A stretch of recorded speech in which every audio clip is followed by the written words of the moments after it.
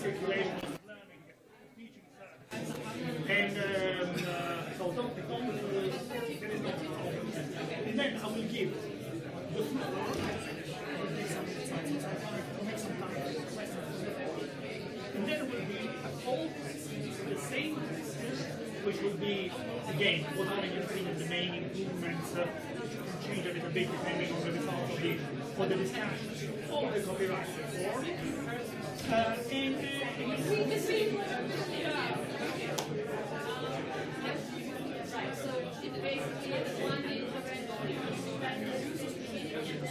Question for us, and then again back to me. One question, the same question for each of you, and then we go.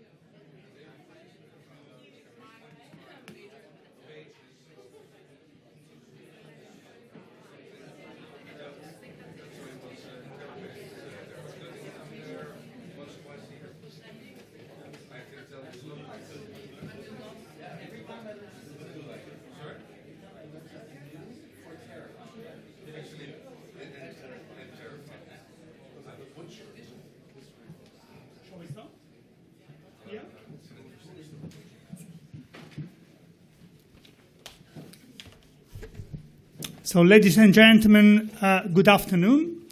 My name is Giuseppe Abbamonte. I work for the European Commission DG Connect, and I am at the head of the newly created Directorate for Media, which comprises of the Audiovisual Media Services Directive, the Copyright Framework, and also the Media Programme in support of the European content. Now, I have the honor of chairing these two workshops. So this workshop, which is made of two panel discussions. There will be a first discussion on copyright and then a second discussion on the revision of the audiovisual media framework. Now, let me just clarify a couple of points, so points of order. So the workshop is web streamed, and the speakers are requested to use the microphone. For interventions from the floor, I would kindly ask you to introduce yourself before taking the floor. There is a Twitter wall with moderation, and you can tweet with the hashtag, which is indicated on the screen. At the end of, I will ask each panelist, there is one panelist less, who is Mr.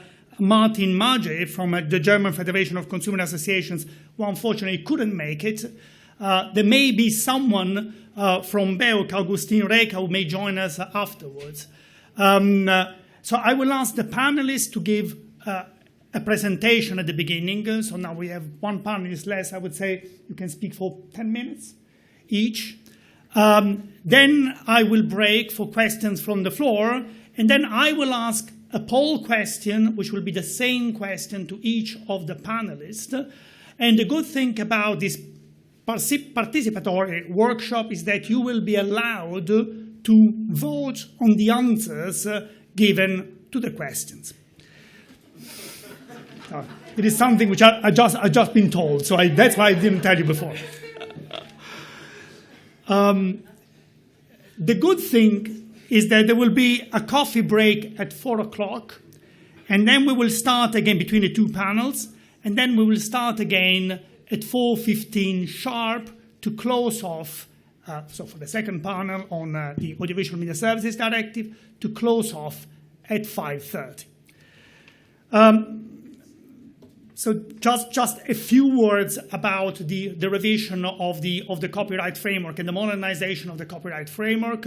When you are all too familiar with it, the package consists of two directives and two regulations, plus a sort of accompanying communication which illustrates the regulatory changes in the package and some accompanying measures which basically, the aim of which is to bolster the free circulation of the legal offer of protected content across the European Union. Now, the Audiovisual Media Services Directive was revised. So there was a proposal which was tabled in May, revising the Audiovisual Media Services Directive. And, the proposal, again, was the result, the culmination of a long process of consultation and study. So without further ado, I would like to start with Ms. Julia Reda from the European Parliament. And I will, kindly ask you to tell us your views about the package in general. So if your views on some aspects of the proposal are better known than your views on other aspects of the proposal. I will ask you to be as comprehensive as you wish, as possible, and also to tell us a little bit how you see the proposal will be taken forward in Parliament. Thank you very much.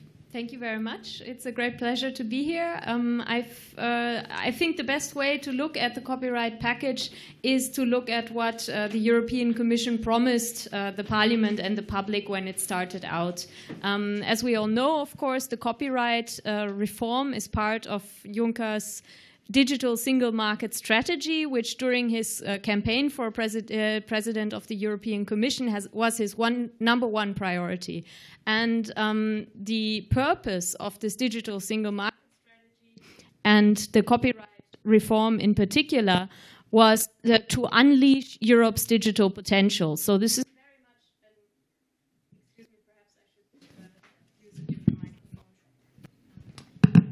Okay, I will try with this microphone. So it's very much an economic strategy, and it is supposed to make cross-border trade easier, to increase economic growth. I'll try the third one. Let's see. Okay, this works. Wonderful, thank you.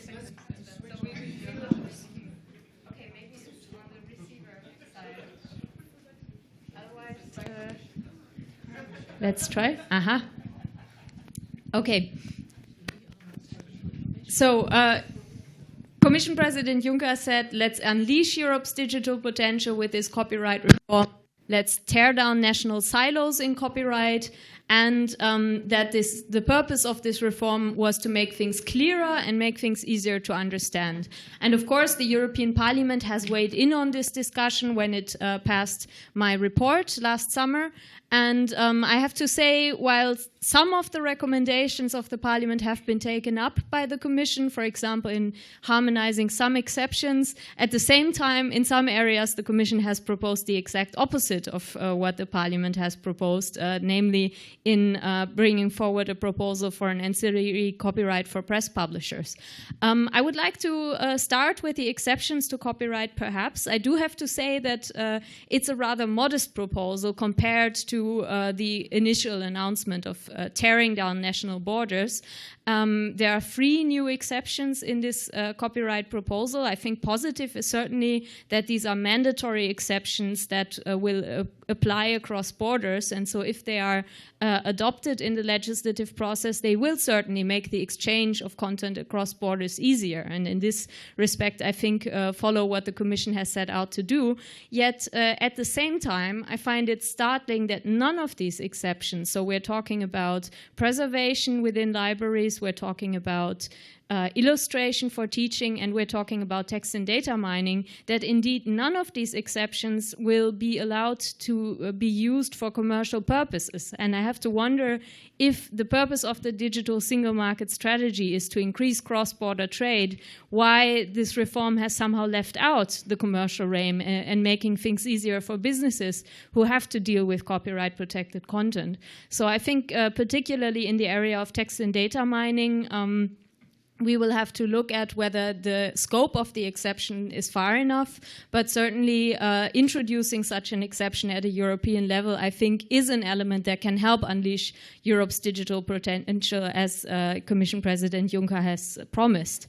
On the question of overcoming national borders, or perhaps Vice President Ansip has said it more pointedly, that he hates geo-blocking and that it is a form of discrimination. I think the proposal is as well less ambitious than what one could have expected. One could have expected from an announcement like this that the proposal would essentially constitute of an end of geo-blocking. Now what we are seeing is rather a combination of different relatively modest measures. We have the portability proposal that will essentially allow consumers to take their existing subscriptions of streaming services such as Netflix on holiday.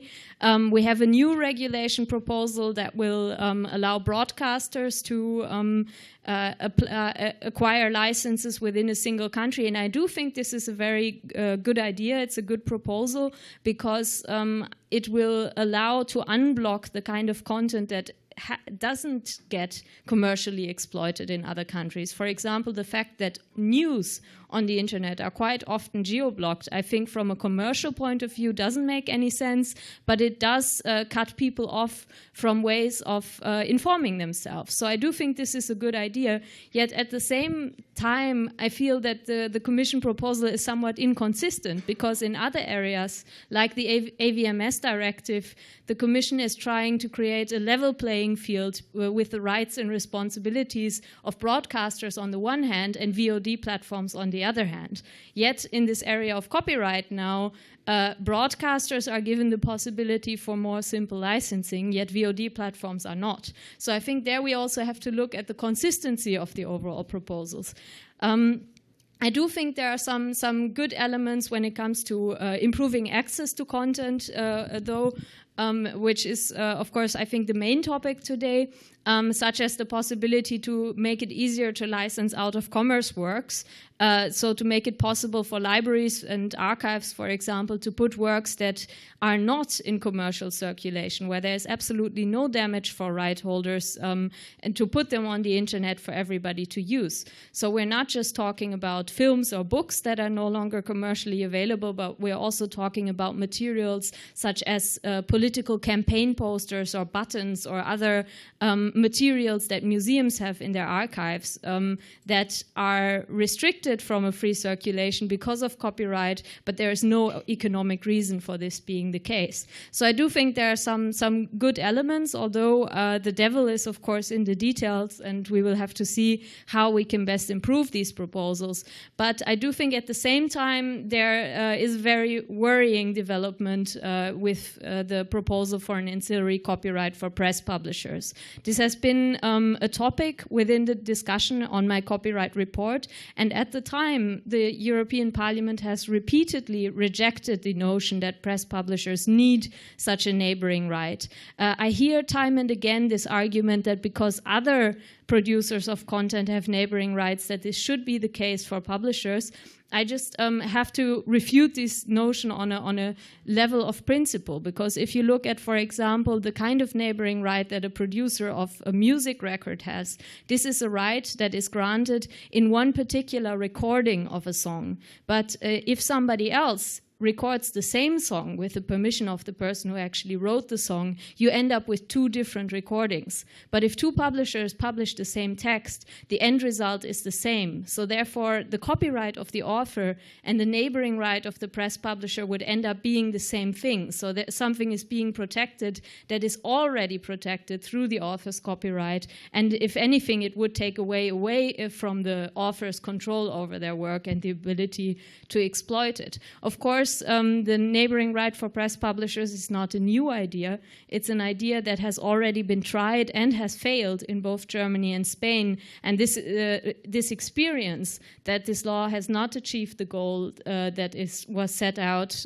to address, and that it has had a chilling effect on the development of startups and new business models within the publishing industry, has led the European Parliament to reject this notion. So I think it's important if the European Commission bases its policy on evidence, on better regulation principles, that we learn from the mistakes that have been made in the member states. So I think, well, if I have to overall assess the proposal, I think if we can pass the entirely uncontroversial parts on the Marrakesh Treaty as soon as possible. These are the provisions that we are actually obliged to implement under international law that will allow blind people access to barrier-free books. I think this will be the least difficult part, and this will hopefully happen within a short amount of time. I hope that on the question of geo-blocking and access to content, we will be able to be more ambitious, and the same goes for the exceptions and limitations. On the ancillary copyright, I would be very surprised if the European Parliament were to accept a proposal that it has already repeatedly rejected in the past. I will leave it at that, and I look forward to the discussion.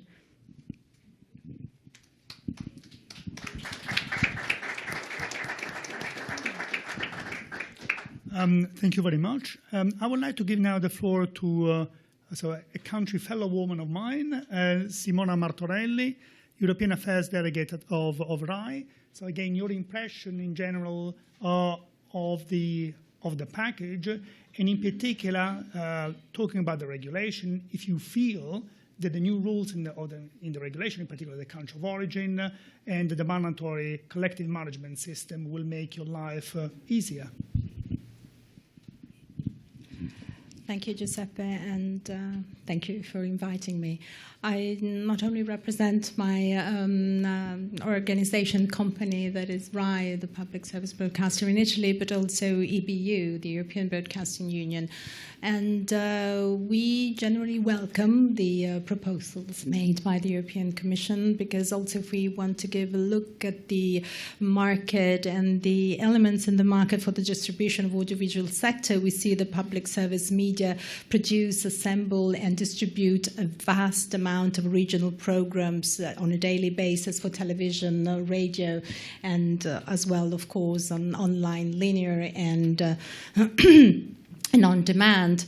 And PSM invests heavily in content and over 20 billions a year. And there are royalties that are paid by the public service media through, as a result of the copyright licensing, remunerate a vast number of rights holders for their protected works, and of course are vital for the European creative and cultural sector.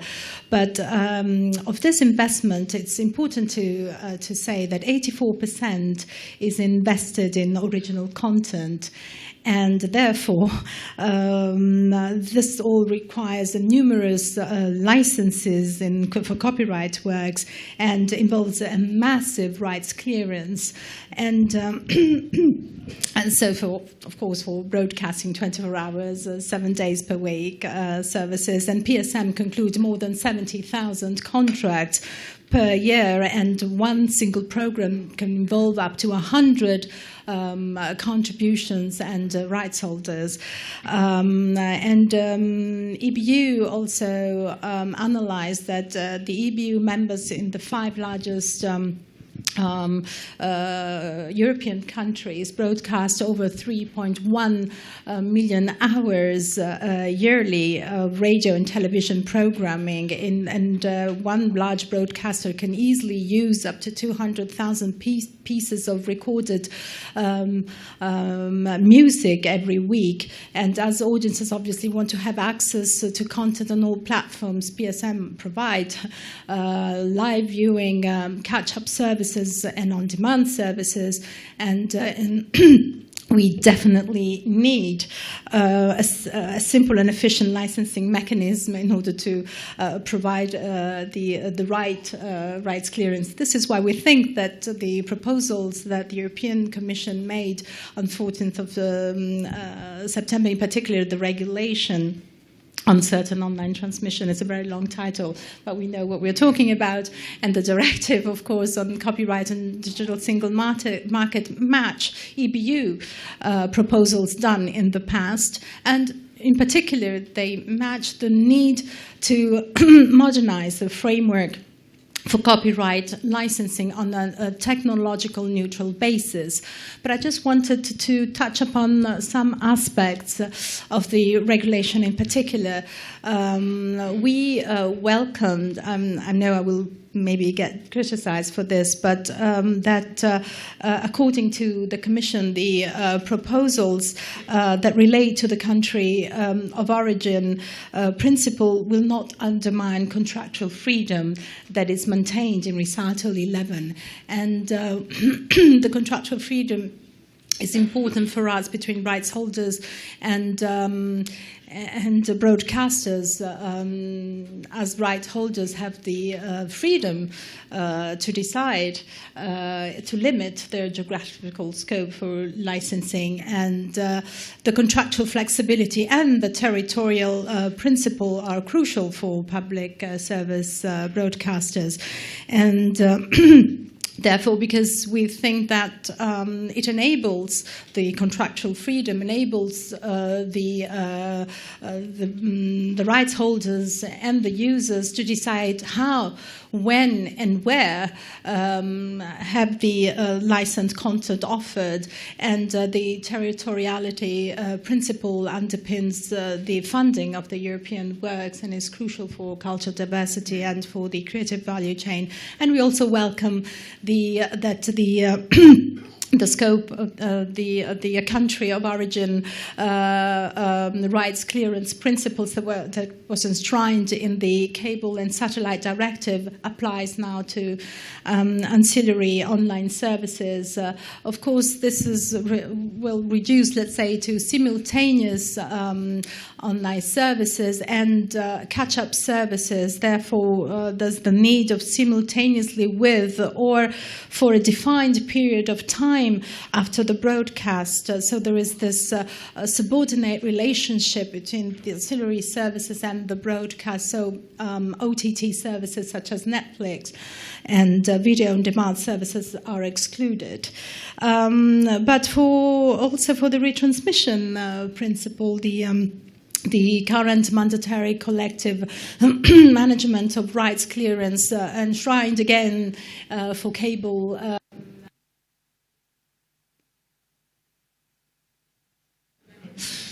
Should we try another one? Yeah.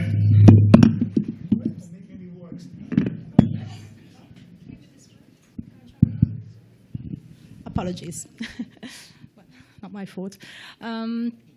And are that now apply to retransmission of similar or equivalent closed networks such as IPTV. For us, it's also important. Nevertheless, all the retransmission on the open internet will not benefit from the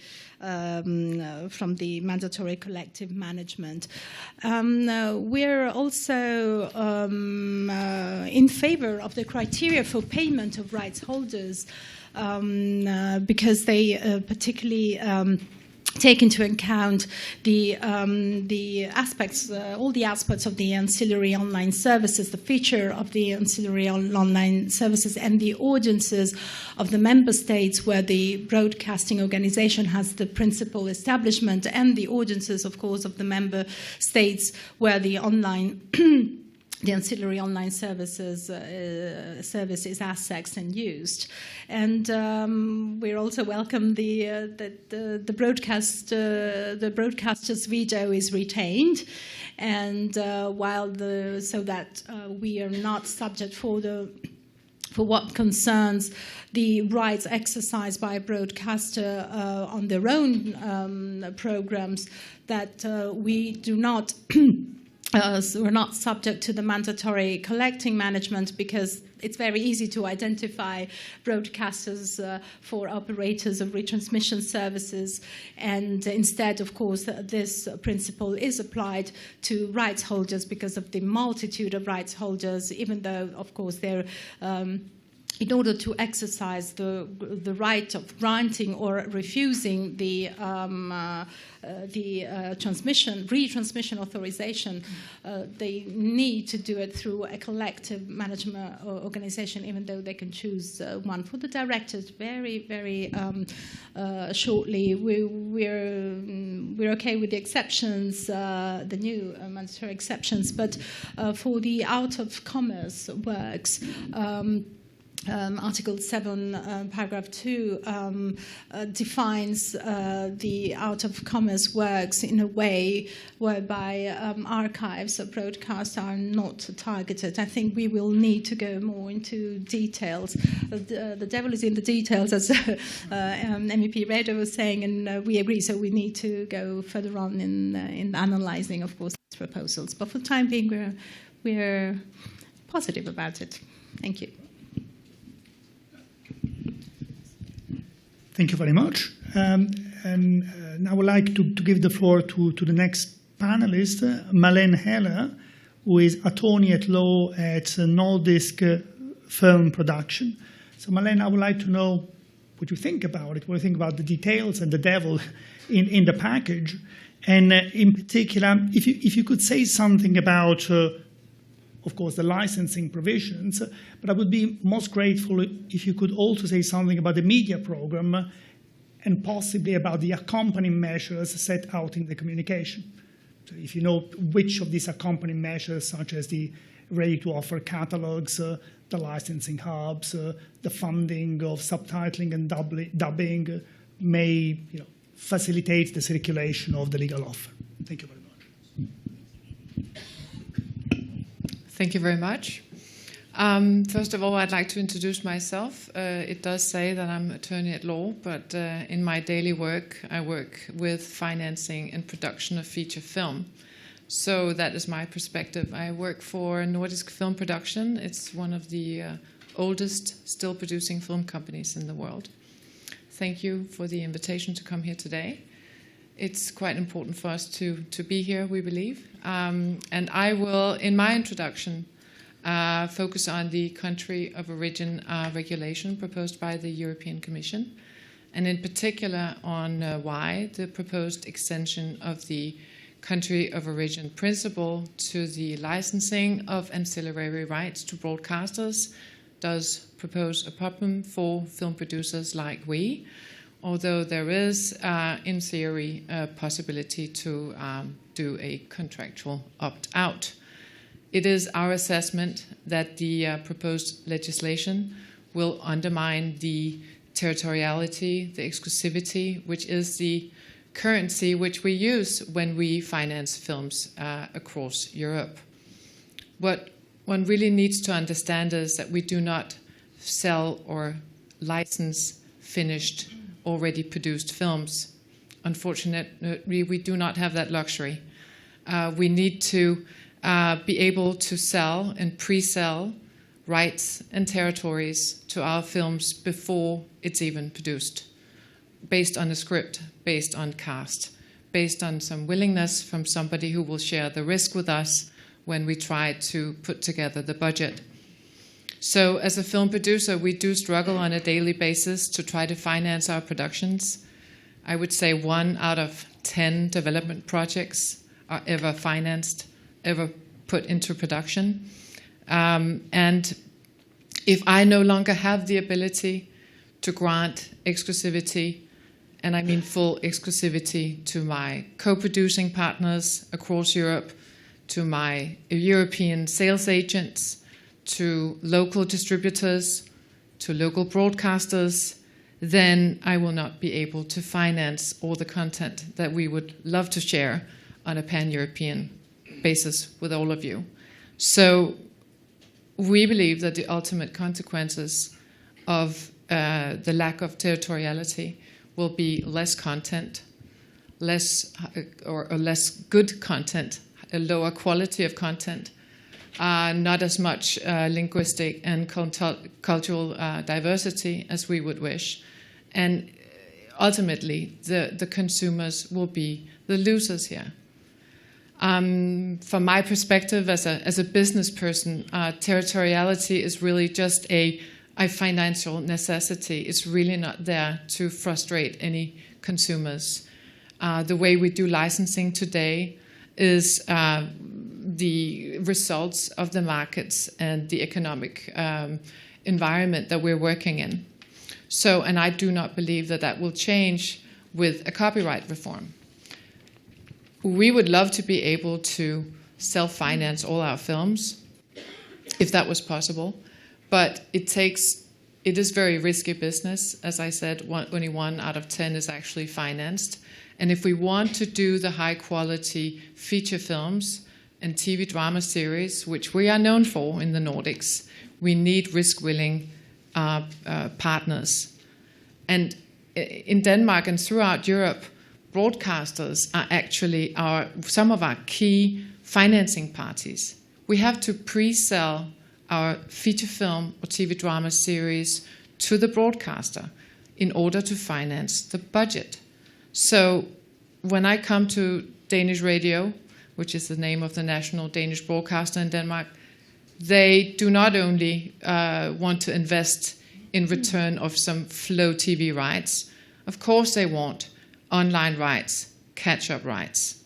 I know it's called ancillary rights, but very soon these rights will be their primary way of distributing content. And I'm in no bargaining position. I have no leverage when I negotiate with a broadcaster and need money for my financing for my film to say no to them. They will want more and more ancillary rights, more and more online rights. And that means that I can't sell the program or the film again to other countries. One buy, and I'm out. I can't sell it to the rest of the European market. So I understand that the goal of the digital single market is to be and have a positive effect on the European economy and on employment. In the copyright industry in Europe, we have 7 million people employed. I also understand that the cultural and linguistic diversity will be respected according to the Lisbon Treaty. So I'm just wondering, has the case been made that we need the proposed legislation?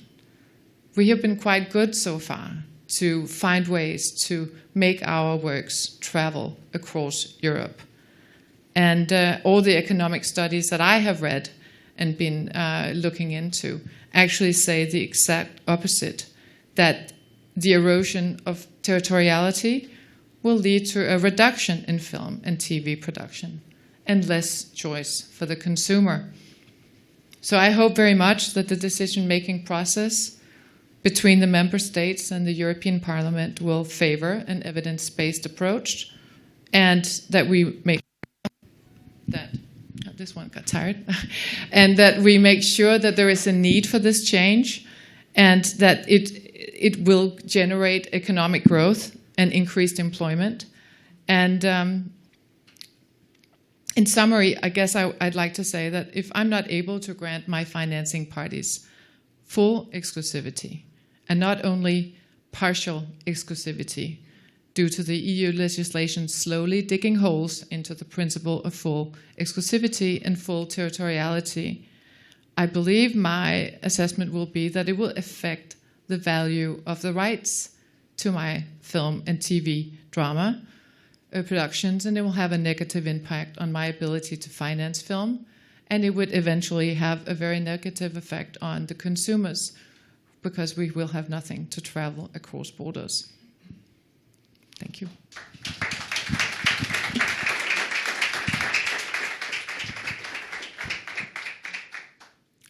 Thanks very much. So I would like now to give the floor to the last panelist, Silke Brenner, who is Senior Legal Counsel at Vodafone. So I would like, in particular, to get your views on the points made by Malene. So whether the application of the country of origin will undermine the ability to producing value content, and may eventually, if you want, hinder the circulation of this value content. I would also like to know what are the obstacles that you are currently facing in clearing the rights, and what would be the foreseeable effects on your broadcasting and licensing practices as a result of the regulation. Yes, thank you very much. I'm not a lobbying expert. I'm a copyright lawyer in the legal department of Vodafone Germany. So I have quite a practical view on this whole debate and issue. And I hope to hit the diplomatic tone and not to be too controversial. First of all, improving access to content is a key issue for the creation of a true digital single market, an ambition Vodafone strongly supports. But to really stimulate innovation and investment, a new copyright regulation has to go beyond the status quo that exists in many European member states today. We therefore support a mandatory collective management that covers not only transmissions in closed networks, but extends to online TV transmission and ancillary TV services. We want to offer our customers the viewing options they want, to access content anywhere at any time on any device, and to enjoy a seamless TV experience in their living rooms and on the go. The offer of comprehensive convergent products over all screens and networks, in addition to classical linear TV, is essential for us to compete successfully in the markets where new players have arrived, like Netflix, Amazon, Google, Madej, and Cees. The technology stands ready for these new convergent services, but licensing proves to be so difficult that it forms a serious obstacle for the timely launch of innovative convergent services. Today's SATCAP directive mandatory collective licensing regime is widely interpreted to cover only transmissions over classical cable networks, closed, geographically limited cable networks. All other uses for new convergent TV services have to be cleared individually with the respective right holders. And just to give you an impression of what that means, for only one program, and we transmit over 200 of them in Germany, a content operator, a platform operator, is not only confronted with the broadcasting rights of broadcasters and with collecting societies, but with hundreds of right holders he does not even know, like authors, composers, studios, producers, subcontractors, etc. And each of them could individually block the whole program's transmission. Theoretically, the broadcaster could, of course, clear mobile and internet rights, so said out-of-home rights and ancillary rights, and sublicense the platform operator. But this proves to be so difficult because the studios hold back the important rights and impose various contractual limitations in relation to the broadcasters. So this is why we ask for an extension of the mandatory collective management over all infrastructures, cable, mobile, and internet, and non-linear ancillary rights like catch-up TV.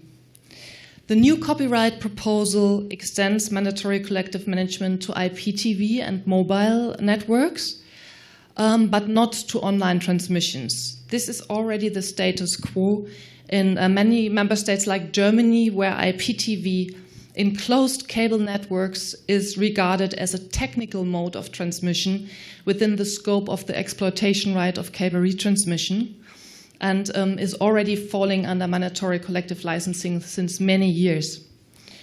So overall, the direction of travel in the copyright proposal is right, but real innovation needs a more ambitious extension of mandatory collective management to online and ancillary services. And we also believe that an exclusion of online TV transmissions from mandatory collective management runs counter the Commission's declared objective to promote cross-border availability of online TV content, because evidently what you cannot carry outside your home cannot be carried across borders. So we see the availability of out-of-home rights as a necessary precondition for the effectiveness of the portability regulation. We also do not consider an extension of mandatory collective management to online and ancillary rights to be incompatible with right holders' fundamental or exclusive rights, because the property right and the right to conduct business, according to Article 16 and 17 of the Charter, are not guaranteed without limitations and must be considered in relation to their social function. And an important point to what you said before, linear online TV transmission concerns content that has already been licensed by the right holders for primary distribution, and does, as well as ancillary interactive TV functionalities, not interfere with the traditional VOD service. The ancillary catch-up or time-shifted service is usually limited to the free TV program offer of the previous 7 days, and neither covers premium content nor harms the established audiovisual value chain. So that's why we think that it is really compatible with the interests of the producers. That doesn't mean to give up the principle of territoriality. We still license different territories, but just in one simple licensing mechanism. So mandatory collective management does not mean we give up territoriality. That's a total different issue. Thank you.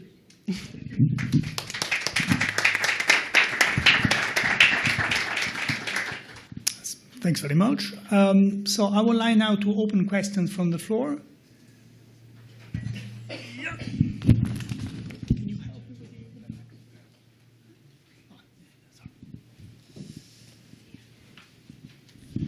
My name is Florian Nehm. I work for the Axel Springer Group in Berlin. And my question is to you. Our sector, the journalistic enterprises of Europe, are somehow not represented in a topic that somehow has to do with copyright and producing journalistic content. So I try to ask this question. The sector, our sector, the small and larger groups where journalists produce content in the frame of an enterprise that represents them at courts, organizes, etc., etc. The idea that this content that helps to pay salaries is now demanded to be free for commercial use by others, with the sector suffering in the gap of the protection, is a big question mark, and therefore, again, very painful that our sector is not represented. So the question is, who could, in the panel, follow these issues important for our sector? Thank you very much.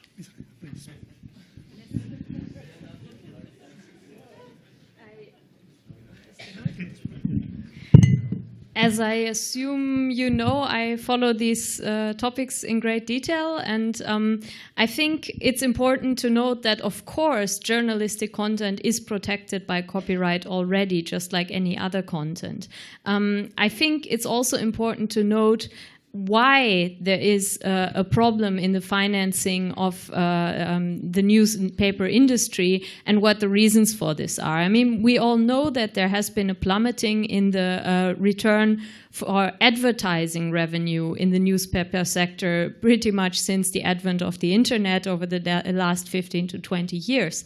But the main reason for this is because a lot of ways of reaching people nowadays are more efficient over the internet. So, for example, the classified ads have completely disappeared as a sector where newspapers can make money because of websites like eBay or Craigslist. But this has nothing to do with the copyright over the journalistic articles. In fact, it's the newspapers themselves that have decided, for at least a large majority of them, to put the newspaper articles on the internet for free.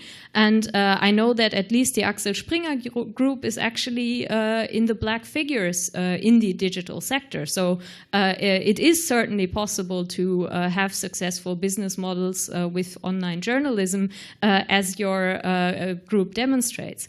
But the question is, if the problem that has been created for the publishing sector is one of declining advertising revenues, how is introducing a new layer of copyright protection even going to address this issue? Because it's not the case that the purpose of the ancillary copyright is somehow to close a gap within protection. The articles are already protected. What Axel Springer is asking for, and we've had this debate for many years in Germany where we predicted this would fail, and quite predictably it did fail, was that those news aggregators who link to articles have to not only advertise the content by including parts of the articles in the links, but also pay for that. The problem with this is that publishers benefit more from showing up on newspaper results or in social media than either the social media sites themselves or the search engines benefit from this. There's a very simple solution if publishers do not want their articles to be listed in search engines or to social media. That is simply to change the features that they themselves have introduced to their websites that do make them show up. So you can't ask online companies to pay for a service that they don't want to use. And no more strict copyright protection is going to change this fundamental principle. I think, and we've seen this in Germany, we've seen it in Spain, if we actually want to do something about the problems with the financing of journalism, we need to leave this copyright discussion behind and look at measures that might actually work. I'm more than willing to talk about about things like lowering the VAT rate for online publications. I don't see why the print newspapers should get a lower VAT rate than online newspapers. I think there are lots of measures that we can discuss that directly address the financial situation of publishing houses, but the copyright and the ancillary copyright in particular has already proven not to be a suitable instrument for that, and in fact it has cost the publishers in Germany several million euros in court costs already.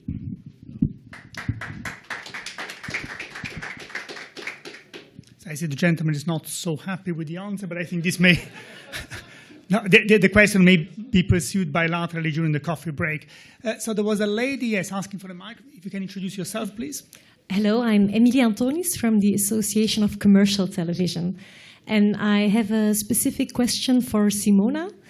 The way I understand what you were saying is that you mostly have a problem for clearing rights locally in originally produced content. I don't believe our members face that kind of transaction costs or the thousands of contracts you were talking about. But what I don't understand is how country of origin will actually solve these local transaction costs, because obviously in those 70,000 contracts, you can per contract say how many territories are covered. So cross-border access will actually not lead to more transaction costs. And of course, country of origin is only dealing with that cross-border issue, so wouldn't actually solve your transaction costs locally. So why do you believe that country of origin will actually help you with those transaction costs? First of all, we think that the country of origin principle gives legal certainty. We had this legal certainty for broadcasting rights, but we didn't have this certainty online. So we don't want to deal with the 28 member states' legislation copyright framework. This would, of course, involve lots of, I think, costs as well. And in this way, we just have to look at the national legislation. And therefore, also for something different regarding journalists and current affairs, in this way, we think that with the country of origin, you need to consider that 25% of EBU programming is represented, for example, by news and current affairs. With the country of origin, they would be made available cross-border because we just need to consider one national legislative framework. So this is why we think it gives legal certainty and the benefit for cross-border licensing. Just if I can react to that, what I think is a bit ironic is that when you look at the impact assessment, the Commission says that the genre of content that is most available across content is exactly news. It is the content that is almost hardly ever geo-blocked. So there is a big contradiction between the objective of the Commission and what you will actually establish with the rule.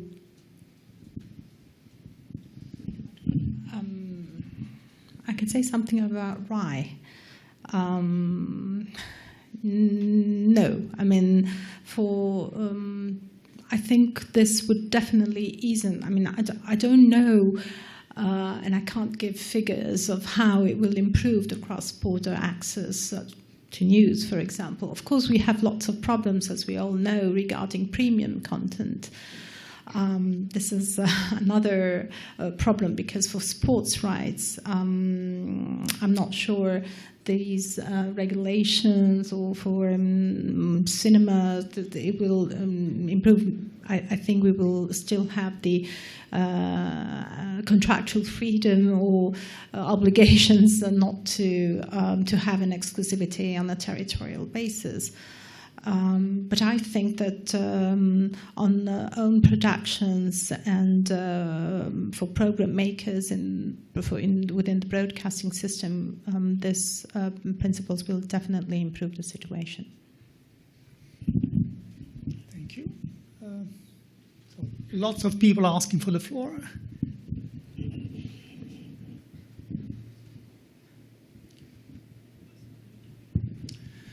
Hello, I'm Jari-Pekka Kaleva from the European Games Developer Federation, and I have one comment and one question.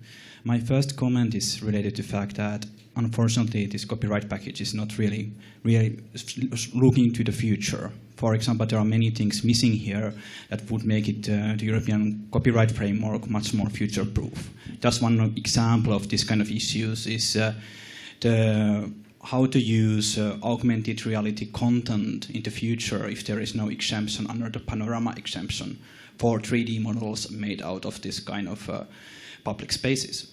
So there are many, many issues that need to be debated further in the Brussels in the upcoming years because the change is coming. Then the question, like so many times when we debate about copyright, we debate it in the local context, and we forget that many European SMEs operate on global level already. And many of these kind of copyright issues lead to a situation where, for example, the European music is licensed in European games in the services based on the United States because of the copyright chances. So how do you see this new copyright proposal in the global level, from the global perspective? Does it make Europe more interesting for the content providers, or is it bringing new chances? Who would like to answer the question? Maybe Malene as well. And you want to go first, or you? Okay. I think in order to allow European companies to grow, what we really need is more simplicity. And indeed, this was what the European Commission also set out to do. And I think the fact that freedom of panorama is not included in this reform is just an example of a missed opportunity in this regard.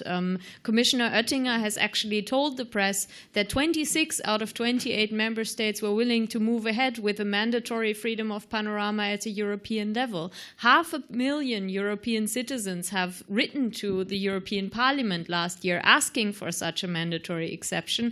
And so there's broad support in the public. By now, there's broad support in the European Parliament. There's broad support among the member states.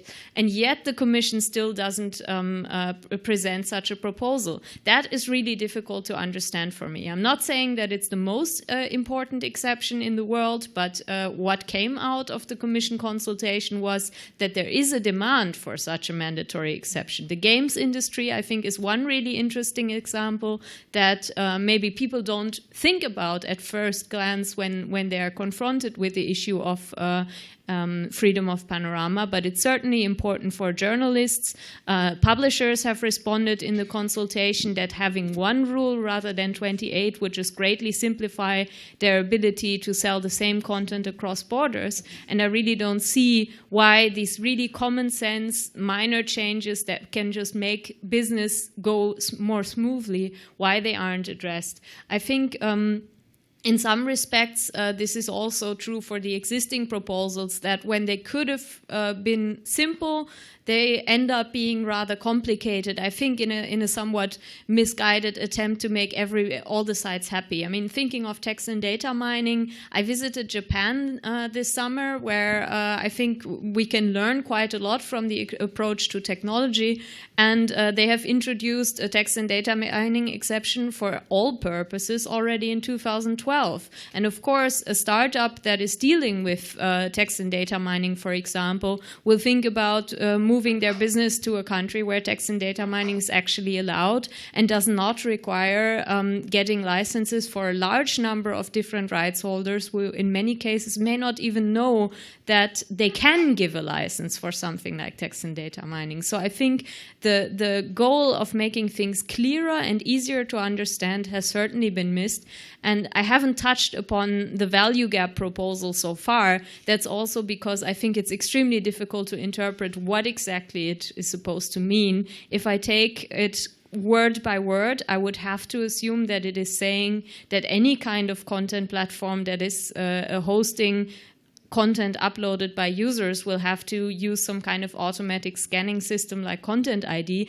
I personally can't believe that this is what the Commission intends, because that would just bring digital economy to a shrieking halt, and that can't be a proposal that will in any way further a digital single market.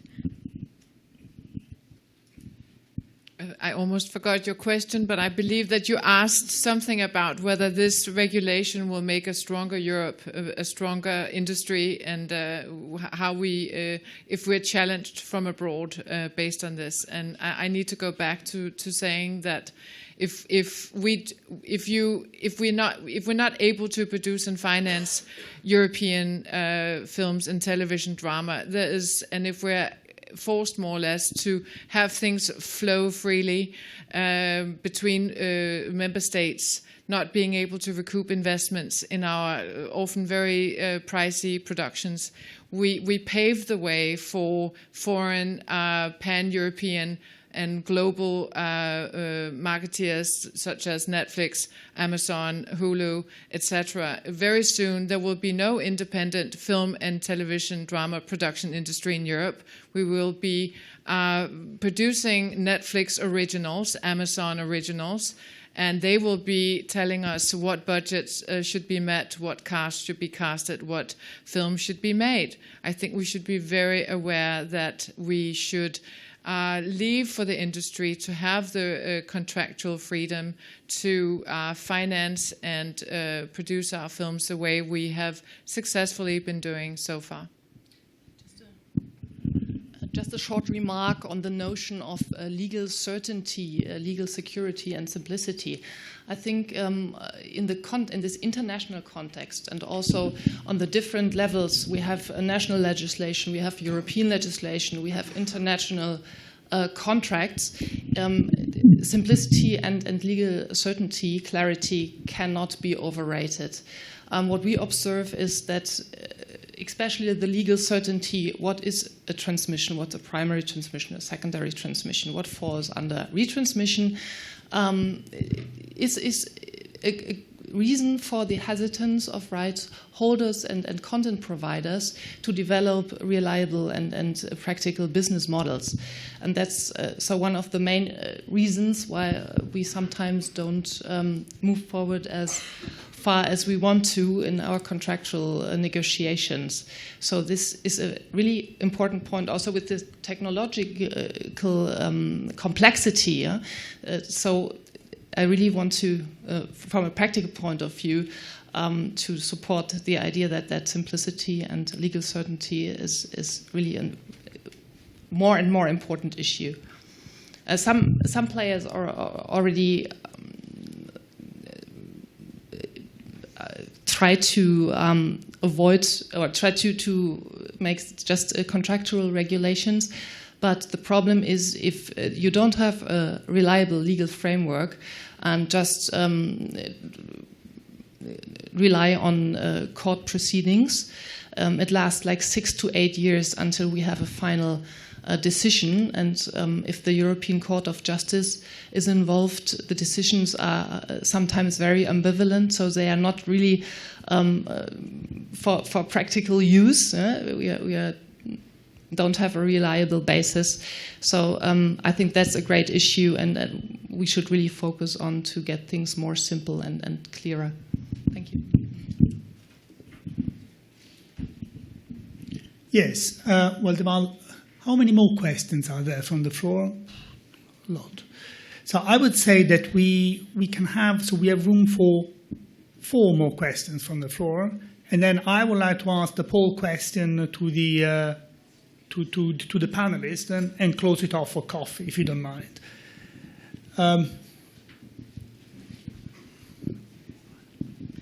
Hello, I'm Christine Eloi from Europa Distribution. So I represent the independent film distributors, actually the ones that are releasing the Nordisk film, but generally the non-national films you can see in Berlin, in Cannes, Toronto, and other festivals. So, of course, I join totally what Mrs. Ehler has said, because we are working in a very fragile ecosystem. When you work on, mainly my members are working on art film, on very independent films, so it's not that there is demand. You have to create demand. You have really to do a job so that the film exists and people go in your country and people will go and see the movie. For that, because we are very fragile, we need some protection. And from the moment that there is a hole in the territoriality, we lose a leg. And if you lose a leg, you start to work a bit like that. But the thing is that we already lost a leg, because the evolution of the support has changed in the past 15 years. And if theaters are still stable, it's true that we have a huge competition. I was a distributor myself in Belgium, to give you an example. 15 years ago, we would release 250 films. Now we release more than 420 since 3 years. Belgium has not annexed France. It's still the same country, same number of cinemas. So, we don't have more theaters to release this film. So competition is extremely strong and difficult. Also, it's difficult to get to the support. So theaters are still there and are a very, very important partner. DVD, we all know that DVD is quite dying. Maybe some films can still make it on DVD, but it's difficult, like family films, because I know you have also. But it's difficult. VOD for independent movie, it's like we had a workshop last week, like, okay, the gold rush, where is the gold? Because we are digging and we don't find anything. And we are a distributor, our job is to promote films, so we are expert on that, but it's difficult. And actually what is missing already is TV. But the echoes, that was another workshop we had, is that our members find always more difficulties to sell their non-national European films to public television. In Germany, nothing. They don't sell it. The films that are awarded in Cannes, in Venice, in Berlin, maybe not Berlin if it's the German, but at the Oscar or whatever, are not screened on public TV. So the problem is that our ability already to live from our job is very difficult, because we are, of course, SMEs. It's people that are doing the job mainly because they love cinemas. You don't do distribution because you thought one day, like, I would like to have a Jaguar and a big cigar. So because then you have to do something else, So if you are fragilized, the thing is that it's true, at the moment, you just can't do it. And it's a pity, because it's a super nice job, and it's really nice to work on beautiful films, etc. So I think it's important to have that, more holistic view on everything, and, see how the market is actually, it's not that we have that super commercial market working. It's already fragile, because working on films that are fragile, and there is no demand. So we have to invent that demand. So please don't make holes, because we have enough like that. Thank you. Sorry, sorry, before, just a second. I've just taken over as head of the Copyright Directorate, but I see that people here take very much a one-sided, really, view of the picture. So, for example, you could have spoken about the media program, so everything that we do, you didn't. And here...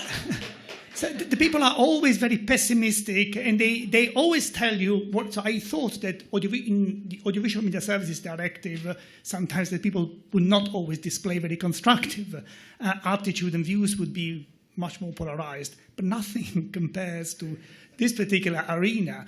So again, there are a number of issues that we are doing in order to facilitate the circulation of independent production, European films. So the licensing hubs, the ready-to-offer catalogs, the support, all the financial support given under the media program. But all this is really swept under the carpet and completely, set aside in this type of discussions, which is a bit sad. Sorry, just because there are two or three more questions, but Inno was asking for the floor, so the gentleman here in the front. And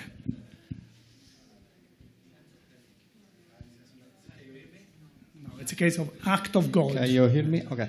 My Innocenzo Genna represent EuroISP, the European Internet Association. Again, on the territoriality, which is an argument which has been played many times in the history of the single market. Always the industry were saying, please do not touch territoriality because it will be a disaster, but then in many sectors and products has been done, and the industry is still there. On this specific case, since I understand the reason of protecting system production and system financing where there are legitimate interests, which I may understand. But since the reality is that most of the content which circulate or could circulate in terms of value is not produced, is not financed in the EU. That's the reality. Why we are creating a system which maybe does not do anything for the European, but it's just helping a foreign industry to become bigger and bigger in Europe. Well, I do have... Is this working? Yes, I do have to wonder about the argument that particularly for European linguistically diverse films, less geo-blocking would be an issue. Because I mean, if I can understand, of course, why today an investor would require absolute territorial exclusivity in order to invest, but that's because they can require that. That doesn't mean that if this absolute exclusivity is no longer there, that it will no longer be a good investment. I mean, just imagine, for example, a film that has been produced by Nordisk film that is in Danish, that is going to be shown on RAI.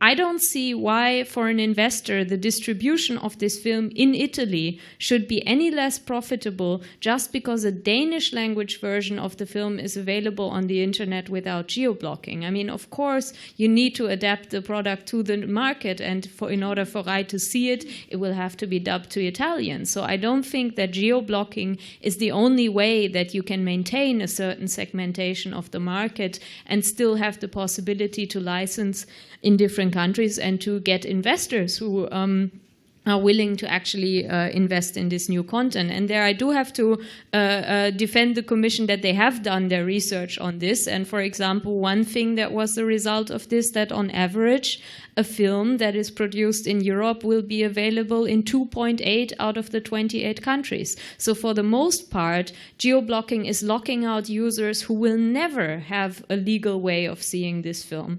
So I think we also need to think about the potential opportunities of having less geo-blocking, because there is an opportunity to get a bigger audience, because more people, perhaps if they do speak the language, will have at least have the opportunity to legally see this content. But one point where I do have to criticize the Commission on the geo-blocking issue is, okay, we are having a discussion about whether geo-blocking helps or hurts the film industry. Why is the geo-blocking of video games, of music, of any other content not addressed at all? I don't think that for Nintendo it's a necessity for the production of Pokemon that the players in Germany need to wait longer than the players in the UK. When the geo-blocking regulation was proposed, the European Commission said, we're keeping out all the copyrighted content because that will be addressed in the copyright package. Well, today the copyright package is out, and the only thing that's being addressed is TV content that is put on the internet by broadcasters. So I wondered what happened to this ambition about all the other copyrighted content.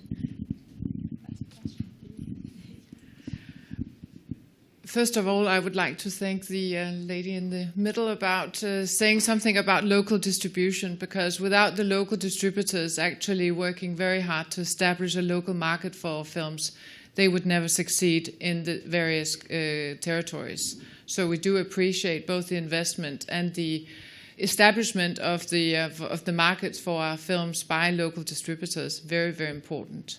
On the territoriality, I mean, maybe Italians are not interested, or it wouldn't be scary for a Danish film to flow to your stations. But I mean, we do not only produce Danish language films. Right now, I'm trying to finance a big Danish drama series. It will be 80% English language, 20% Danish language. Without the geo-blocking, we do see a problem. And also, I mean, I have children who can easily go on the internet and find some kind of software to put on any film and subtitle it into local languages. So we do feel it is important with geo-blocking as one of the means for sustaining territoriality. And this is actually to our speaker on the media program. I was asked earlier to comment on the media program, and actually I should get his attention. I was going to tell you about my view on the media program, because I promised to tell you that we, the film industry and the television drama industry, is very much and very fond of the media program. Without the media program to subsidize and support our productions, we would not be producing what we're producing today. Both Eurimage and media program are absolutely important. Very long application forms, very difficult, but it's worth every single penny, because without that, the puzzle of financing film would not be possible.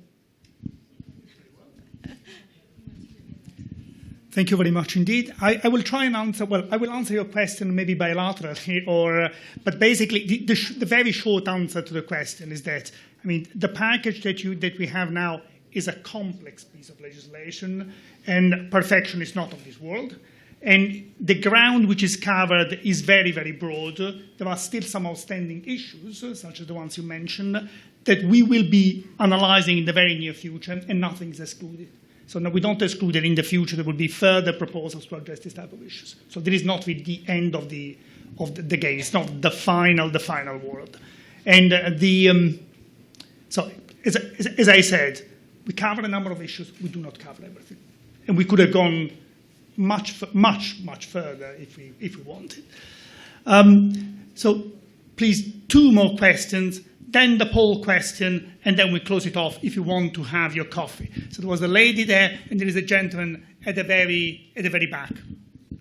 Thank you. Good afternoon. My name is Anne Bergman-Taron. I run the Federation of European Publishing, 40 billion euro sector in Europe that would have, that is definitely impacted by the copyright package. I wanted first to make a precision. Indeed, in Japan, there is a text undetermining exception, but it doesn't apply to databases.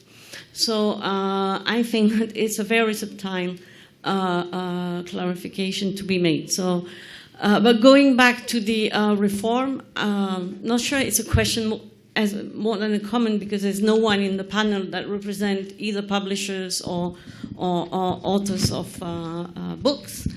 But I must say we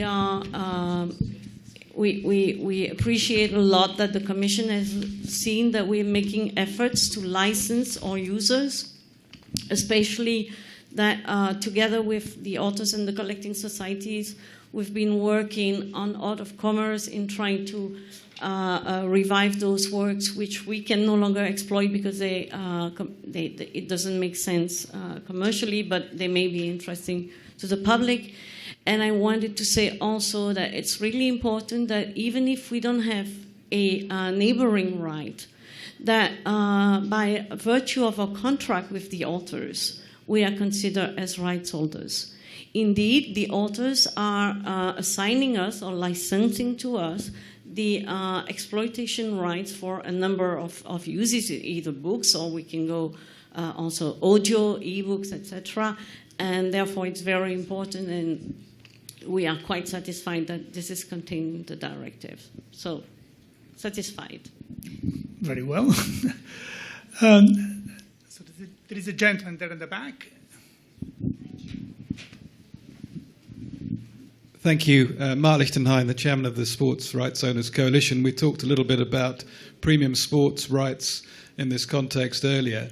I mean, clearly, territorial exclusivity is absolutely key to the business model, not just of sport, but also of its broadcasters. Many pay TV operators in Europe have built their models based around territorial exclusivity. But a slightly different question. We spent the last 18 months working with the Commission on the portability regulation. The extending the country of origin principle to the internet would seem to undermine the very essence of what that regulation is about. And I wondered what the Commission's view was, or the panel's view was on that, because I hope we haven't been wasting our time for the last 18 months. Sorry, can you explain why you see a contradiction between the two? Well, by taking away, but copyright is absolutely key in terms of the fight against digital piracy and a number of different areas. If we've only got contractual freedom, we only have that contractual legality to work on. So by taking away the copyright issue, a lot of the protection has been taken away. Well, please. I mean, looking at the Commission proposal, I don't really see this contradiction at all, because the portability regulation does not impose anything on broadcasters at all. So I don't see how there would be a contradiction. The broadcasters can choose to fall under the portability regulation, but it would require them, of course, to start tracking who exactly is accessing their service at all points. And obviously, if a broadcaster at the moment is simply having a publicly accessible website where people can watch certain videos, then they would not have this infrastructure in place. So I don't see, I mean, it's basically the portability regulation is just aimed at a different scenario than the country of origin principle. I think the country of origin principle, to a large extent, is about situation where people find themselves permanently on the wrong sides of the border, and to make it easier for the broadcasters to actually provide the possibility to have this content available across borders. But it doesn't actually impose anything on the broadcasters, and this is very different from the portability regulation that actually puts obligations on service providers to make certain content available.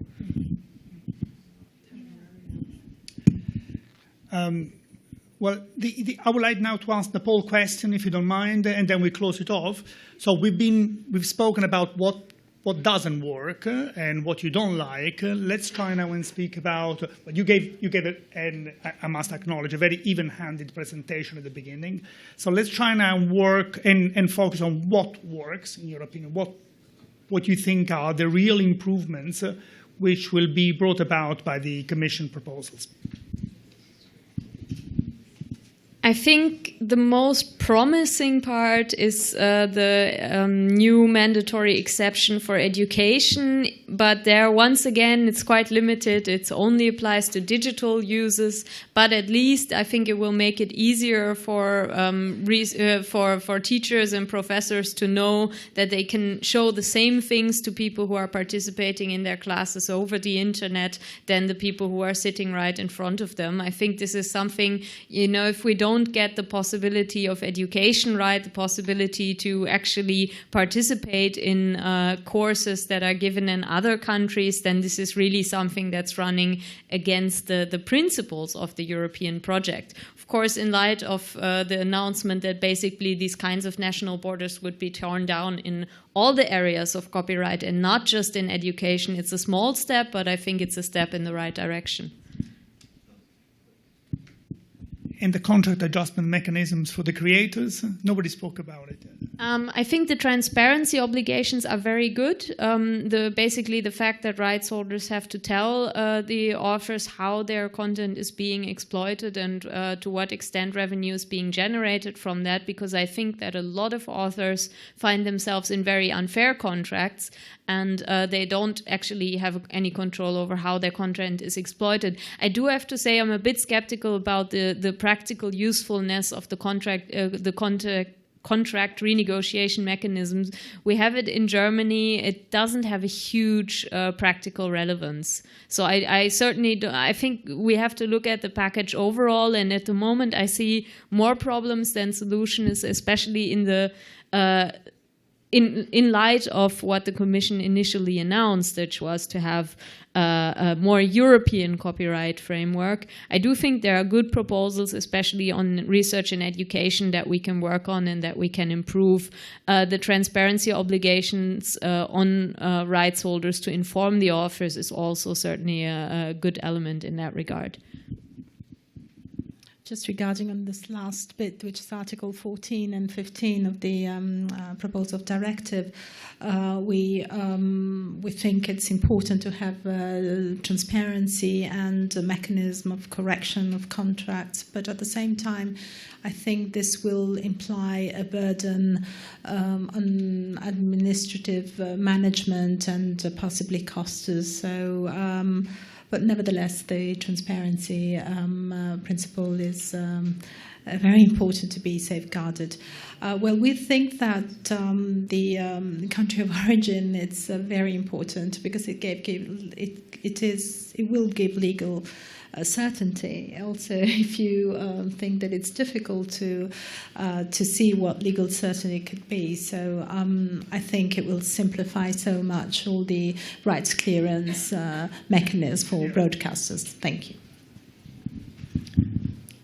Well, it's a little bit difficult to be on a positive note on this, but I will say that when I look to improving access to consumers and viewers, of course we're producing films to have it travel to as many countries and in territories as possible. And when the EU Commission wants to grant access across borders, also with a view of not affecting the value of our rights, we very much strongly believe that they will have a look at this.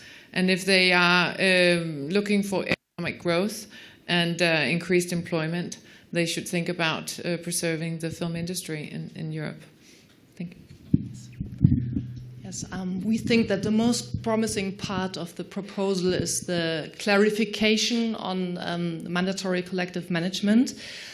We hope for more ambition in the future legislative procedure towards real innovation and a new copyright that meets the expectations raised by the Commission, announced commitment to the creation of a digital single market. And we hope that the European legislator will create a legal basis for an effective and reliable licensing, simple licensing mechanism that allows us to really use our technology potential and to offer our customers the viewing options they are asking for.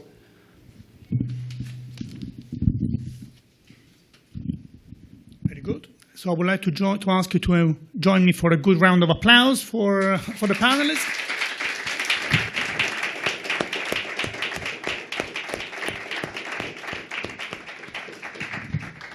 So we break for coffee now, and I will see you again in 15 minutes sharp for the panel on the Audiovisual Media Services Directive.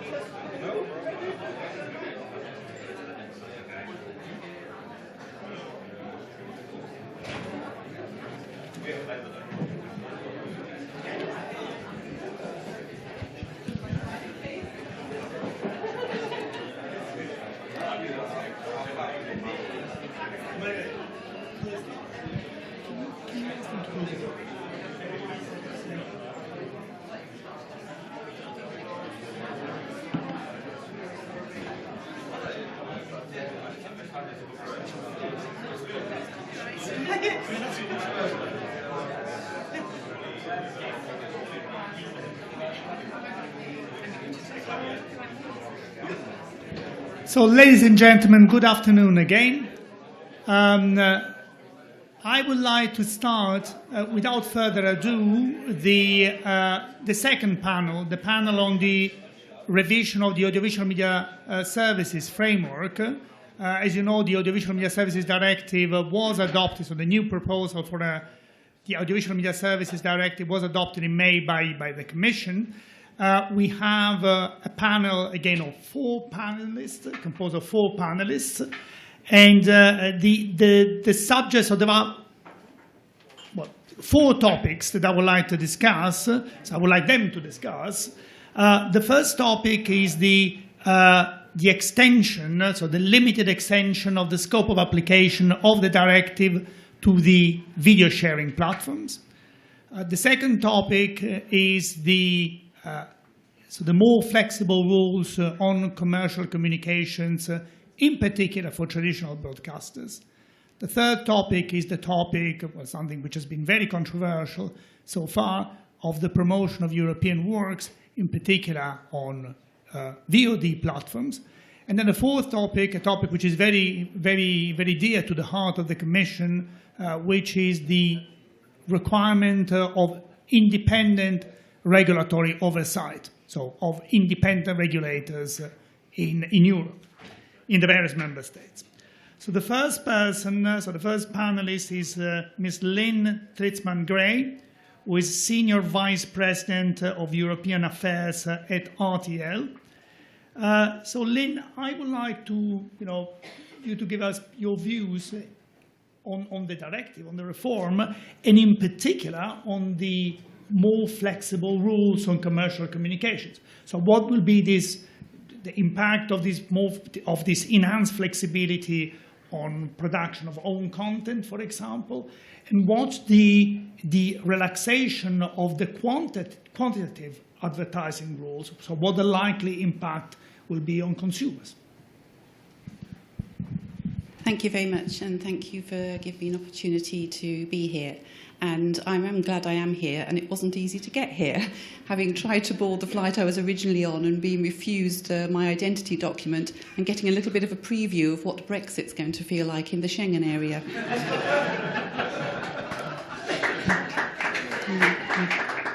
So I'm speaking on behalf of RTL Group, where I'm responsible for European affairs. For those who don't know RTL Group, the activities are in a number of areas: broadcasting, content production and distribution, as well as digital businesses. And we're a leading European commercial broadcaster, and the commercial is actually quite critical to this discussion.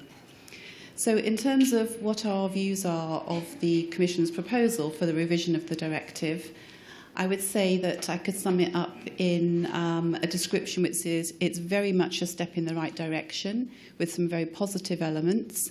There are areas where we would wish the Commission to go a bit further, but it's heading in the right direction. And I think the things that should be considered when looking at this revision and taken into account as things progress are 2 points in particular.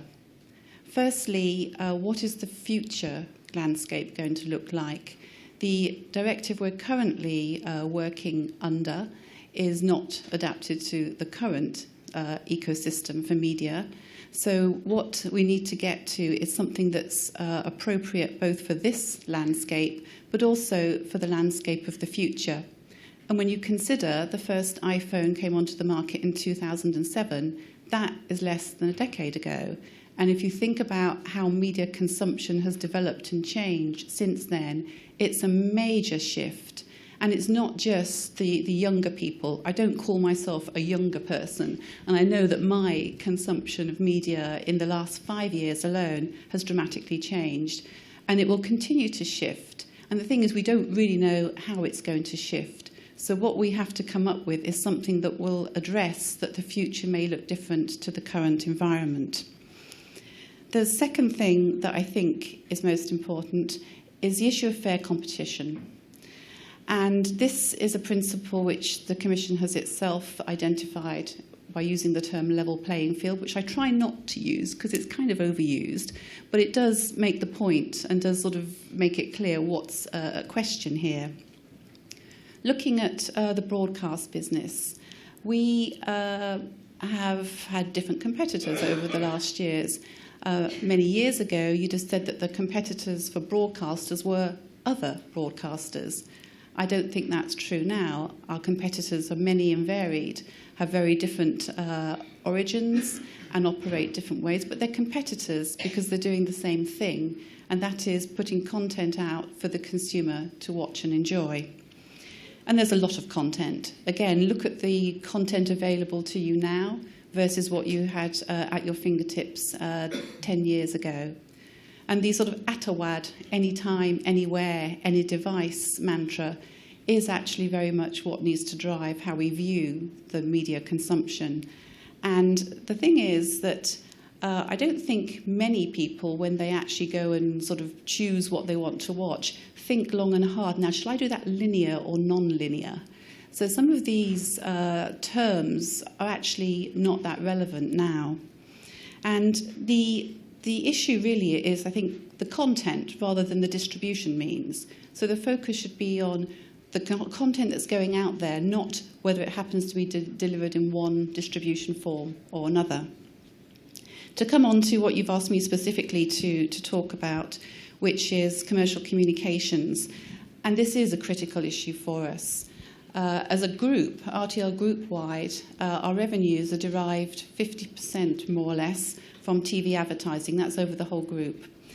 So it's very important to us. And I think the Commission, in its own impact assessment, came to the conclusion that the commercial communications rules were not fit for purpose.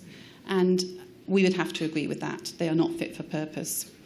In particular, we are pleased, and it's always nice to be able to say something positive, that the Commission has gone for a daily limit for advertising rather than an hourly limit, which we consider to be an outdated mechanism. And I want to address something about that because I'm often told, oh, that's going to be a disaster. There's going to be TV programming that looks just like the US, and that's excessive and exaggerated, and we don't like that. And I would say, yes, I would agree with that. That's not what most people would want to see. But the thing is, the way we function is that we are financed by advertising. We're not going to suddenly bombard consumers with nothing but advertising in a time limit that's prescribed, because that's not in our interest. They have so much choice that if they don't like what we're showing or how we're showing it, they're going to move somewhere else. And they can do that quickly and easily, and the offers are enormous out there. Therefore, if we turn off our viewers, we don't have the audience share and the viewership that we need to attract advertisers, so we don't get advertising revenue. So no advertising revenue reduces our ability to invest in content, which reduces the programme that we can produce to attract viewers, which leads to fewer viewers. So you see that's a bit of a vicious circle. So it's in our own interest to make sure we don't alienate our viewers. And perhaps just a couple of words on some of the other commercial communications provisions. As far as product placement and sponsorship are concerned, we're pleased to see some changes there, but I think that could be even simpler. And the way it could be simpler is to have just core principles that apply. So for product placement and sponsorship, they should be identified as such. It should be clear that's what you're seeing. There should be some transparency.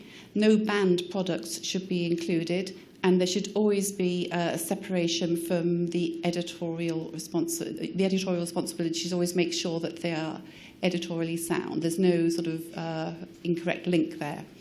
And I think if you have those principles, they can apply pretty much across the board. One thing that is not in the Commission proposal but has been picked up by the Parliament is the issue of commercial overlays. So this is where we feel our editorial responsibility is potentially affected if, and this is nothing to do with what the consumer chooses to do, but if our signal or our programming can be overlaid with commercial material which we have not agreed to have included. And I think looking back to the point of fair competition and to having a market that works for the future, there could be a levelling up and a levelling down. So you could level up provisions around protection of minors, avoiding incitement to hatred, and those qualitative elements, and then level down the quantitative elements in the directive. So what you could end up with potentially is a series of provisions that actually would be applicable across a whole range of audiovisual media service providers. And then you'd get the fair competition that we would hope would come out of this exercise. I'll stop there, and we can go into more detail on other points later. Thanks very much. So I would like now to give the floor to Anton Skreko, who is Director General of Media, Audiovisual and Copyright, of the Media, Audiovisual and Copyright Department at the Ministry of Culture of the Slovak Republic. So Anton, the floor is yours. If you can give us your views about the proposal. And I would like you in particular to dwell on the issue of regulatory independence, if you don't mind. Thank you very much. Okay, thanks a lot. First of all, let me thank you to the organizers to invite me here in this panel. And also, many thanks to the organizers to have this panel on audiovisual media services in such a digital assembly conference. I think it's a very important issue. And in the beginning, I would like to say it's really imminent part of DSM strategy. Not only because it is written down in the text, but of course because I see it like some kind of third level or third piece of the puzzle in the DSM.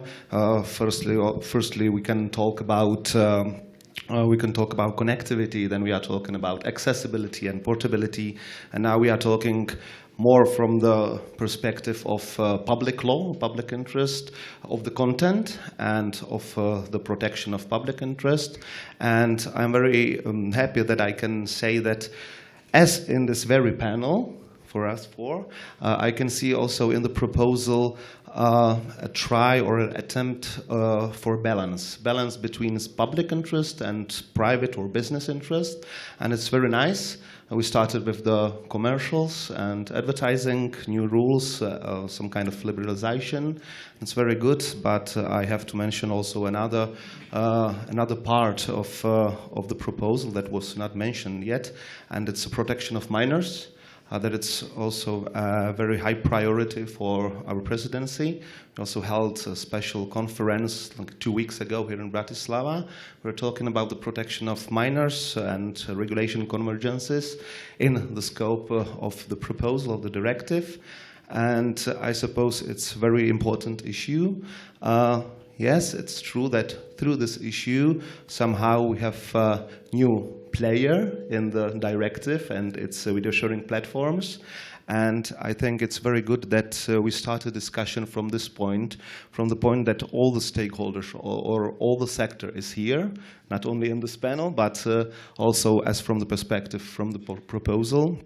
And I think it's a very good way, because only in such a kind of discussion we can find solutions that can save or make not only internet but digital and media world safer for our children. So we think it's a high priority also for our presidency.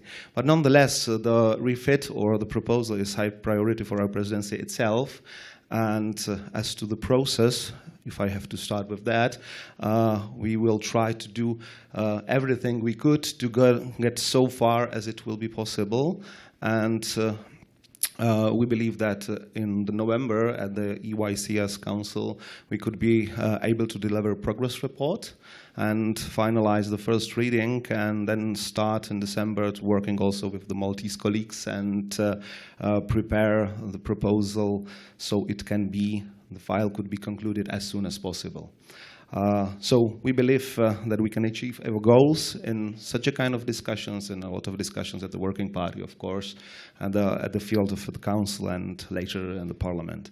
As to the question or the topic you raised, especially as the place of regulators, or let's say some kind of watchmen over the statutory regulation that should be laid down by the directive, or is already laid down to the directive, as we believe in Slovakia, and I hope that it's some kind of crucial principle in independence of regulators.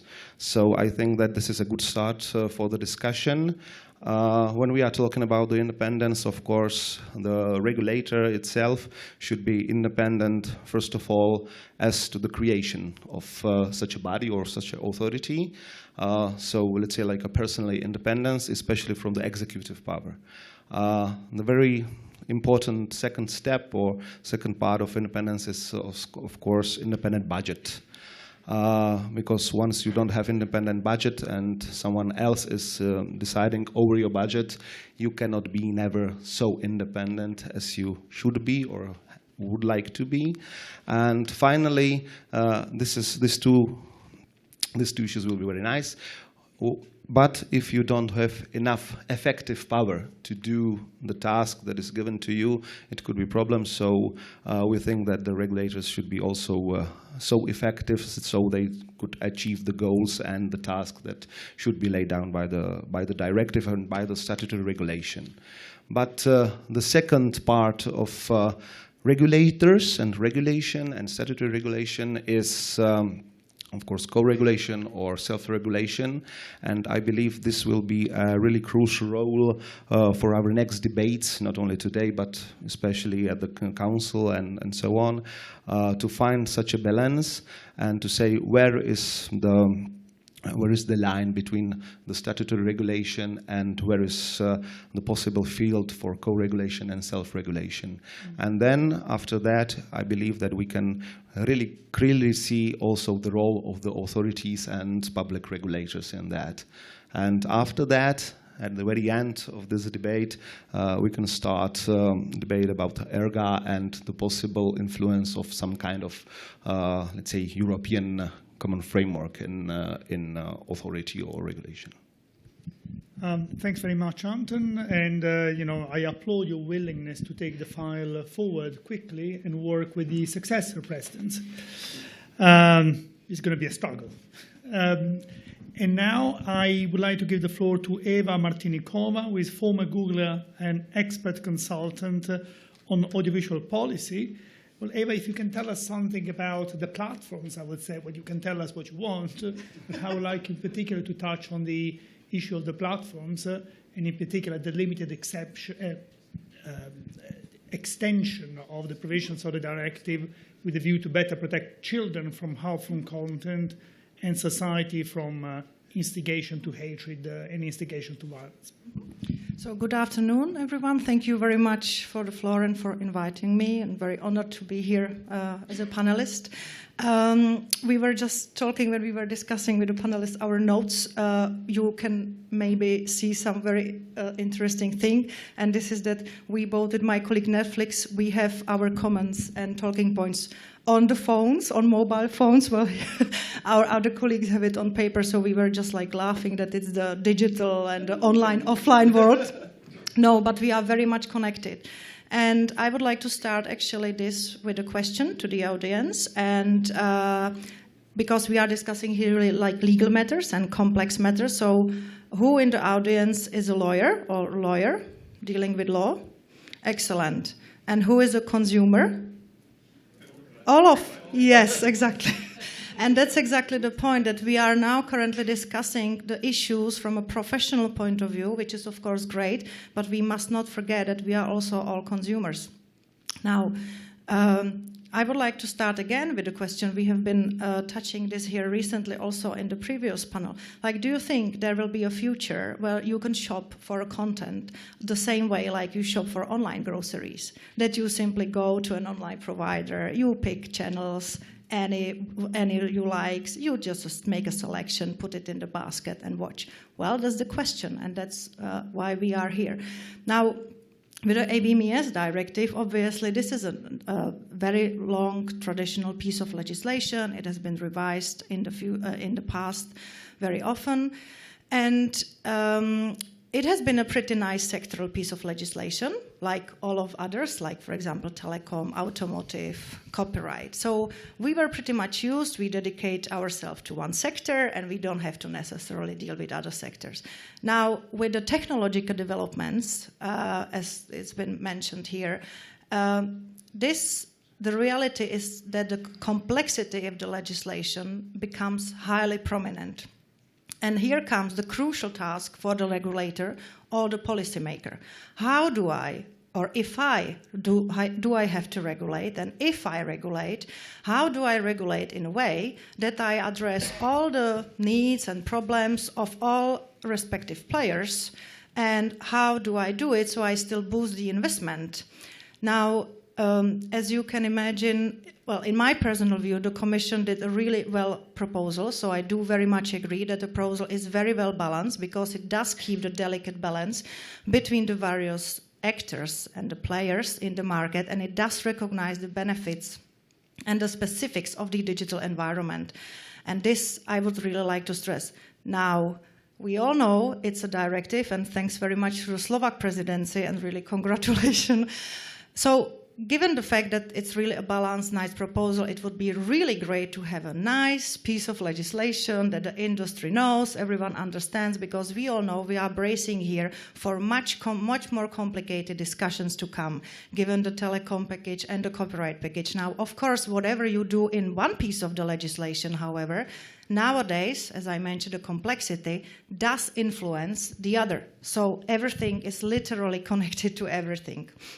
Now, it would be brilliant if we could have some first reading agreement. This probably will not be the case. Let's see. This would be really great for the business, because the business, and speaking as someone who has worked in the business, I've been in the shoes of the regulator, because I've been working with the e-commerce directive while working for the European Commission, and also being in the shoes of the regulated one and of the business. As you know, we are exactly having the discussion now. How do we boost the businesses? How do we enable that startups and SMEs and everyone who wants to deploy services within the EU, that they can do it fast, quickly, and the businesses need to know about their investment plans, how to invest, and so on. As you know, it's a directive, so it will have to be, even if the wording is brilliant and everyone agrees, it still has to be implemented in 28 member states. Again, not addressing Brexit, obviously. And this, again, might pose some problems. But now, exactly coming back to the concrete things, I would like to highlight really the key things from my perspective, and this is obviously the scope, because as mentioning, the current AVMSD proposal, as you probably all know, does currently tackle also video sharing platforms. So it does relate to basically so-called information society services, as they are enshrined in the e-commerce directive. And it does it in a very balanced way, in my view, as I stress, because there is a specific chapter on it that dedicates itself to the hate speech and to the protection of minors. Another very crucial point is the self-regulation and the co-regulation, which is very much connected to this.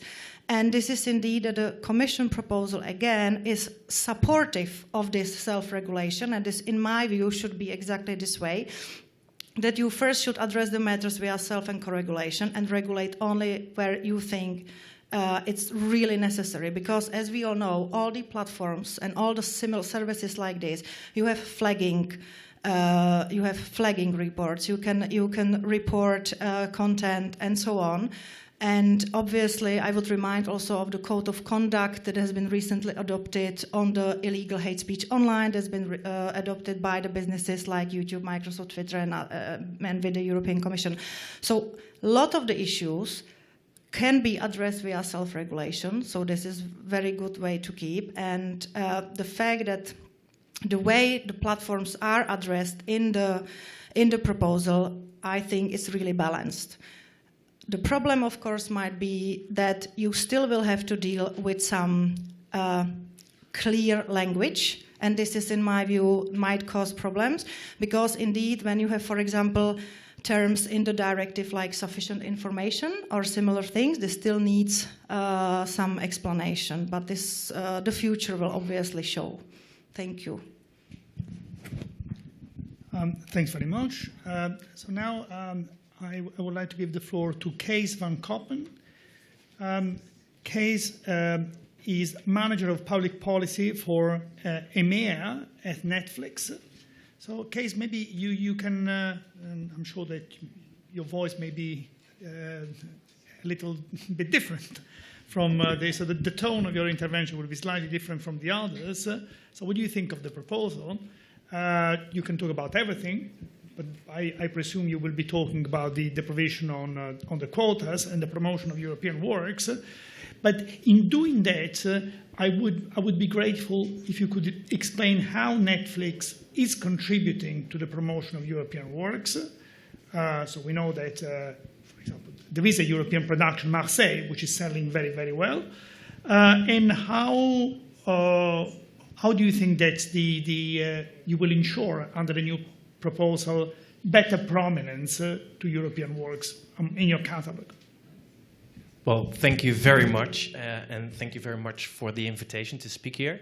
I think these are exciting times. So that's the most important part of our message. Content is growing. Investment in content is growing. There are players here on stage. There are a bunch of people that are investing heavily into original content because it's doing great, and there are a lot of great stories to be told. And especially for us here in Europe, the European market, we've still been relatively new. We've just launched in 2012 in the UK, and then we launched in the Nordics and the Netherlands, and then we had local launches in France, Germany, Italy, and then only as recent as last January, we had our what we call Rest of World, our global launch, which made us available in all 28 member states. And one of the things that is happening in the industry is that it's being called the new golden age of television. And that's exactly what we are seeing. There's intense competition to great new projects that have original stories. And a lot of them come from Europe. There's great storytelling here, and it's very original, and it travels well. It travels insanely well, I might add. And for Netflix, we serve the interest of the consumer. We want to produce licensed shows that our members want to watch. And one of the assumptions that our members have is that we also have European content. And let me talk a little bit more about what we are actually doing in the promotion of European content. And as you are maybe aware, we've started to produce our own original content since 2013, with House of Cards being the first big name. But actually, there was a production before that was a co-production with the Norwegian public broadcaster called Lilyhammer, and that was our first original European work and production here. And it did really well globally. It had it was multilinguistic. It really showed that there wasn't really a big problem in traveling of content with different languages. One of the underlying assumptions that has been going on in the industry, that because of the language barrier, the content might not travel, which is something that we have found not to be true. It's all about providing great content, and you can offer that in different languages and it will still travel. So we have been increasing our investment in Europe over the last couple of years. And a couple of the examples of what we've been doing is that we'll launch a show called The Crown on November 4th. It's a UK drama, our most expensive one to date, about a young Queen Elizabeth, produced by an independent producer for us. We also are producing the 3rd season of Black Mirror, which was previously on Channel 4. We've licensed the previous seasons of Black Mirror globally, so we're bringing that title to a global audience, and then we are producing a new extensive season. I think it's 10 or 12 episodes, and bring that to the world. But it's not only UK drama or English drama, but we are investing heavily in Germany as well. We are currently producing a German language show called Dark. And I believe it's from the producer or from the director of the thriller Who Am I that really topped the German box office. It's going to be 10 episodes, family saga with a supernatural twist in German, and we're going to launch that and bring that to the world. Further, in Germany, we are investing in German movies. So we finance them upfront, and then we'll release those movies globally. An example is Mute. And that's just Germany. Then we go to Spain, and we're producing a new show there. It's called Cable Girls. It's about the early days in the 1920s, about the telephone industry there.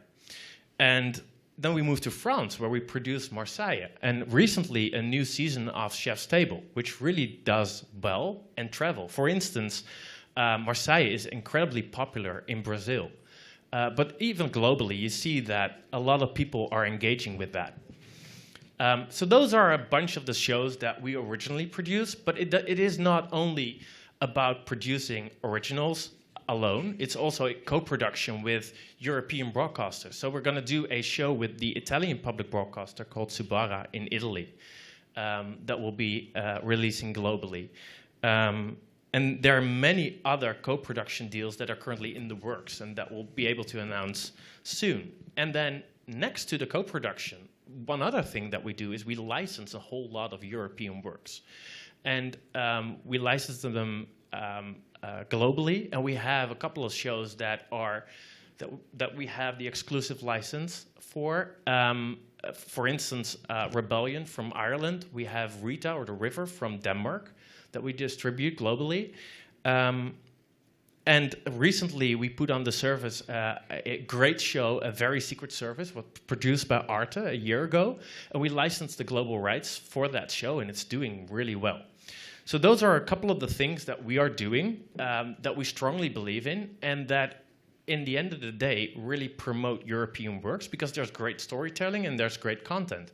And a service like ours can offer that reach to a global audience. Now, this has all been going on for the last couple of years, and when you look at the new AVMSD proposal, you kind of ask the question that policymakers want to answer, which is what made this all possible? And for us, the answer is quite simple. It's the country of origin principle under AVMSD with the minimum harmonization, and this is driving that investment. And we heavily believe that keeping the country of origin principle will lead to further investment. Now, of course, as everybody knows in this room, the country of origin principle is highly contested right now by the extension of the local levies to service established in a different member state. To us, that's just merely putting a tariff on cross-border access. And at the end of the day, it's a question about directing investment and who has control over the investment. And we feel that we've only been here since 2012. We started our local productions in 2013. The last I looked at the number, it was in the spring of 2016. We committed to over hundreds of millions in European works alone. And that was only at that point, and we're increasing that number rapidly. So for us, there is a natural market-driven need to invest in European content. And that's exactly what's been happening. So for us, we are a strong supporter of that country of origin principle, and we would really argue to keep the country of origin principle to its fullest extent, and keep the current thriving of the content industry in Europe ongoing.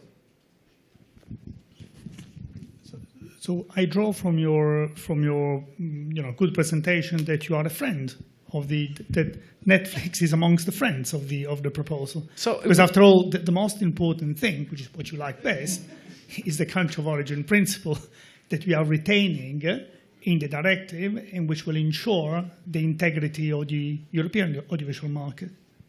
Yeah, but you're not retaining it for the Article 13, which is our biggest issue to it. I think we are a strong supporter of the overall goals, which is a strong European thriving production industry, and which is why we are investing in all these documentaries, movies, TV shows, and we support those goals.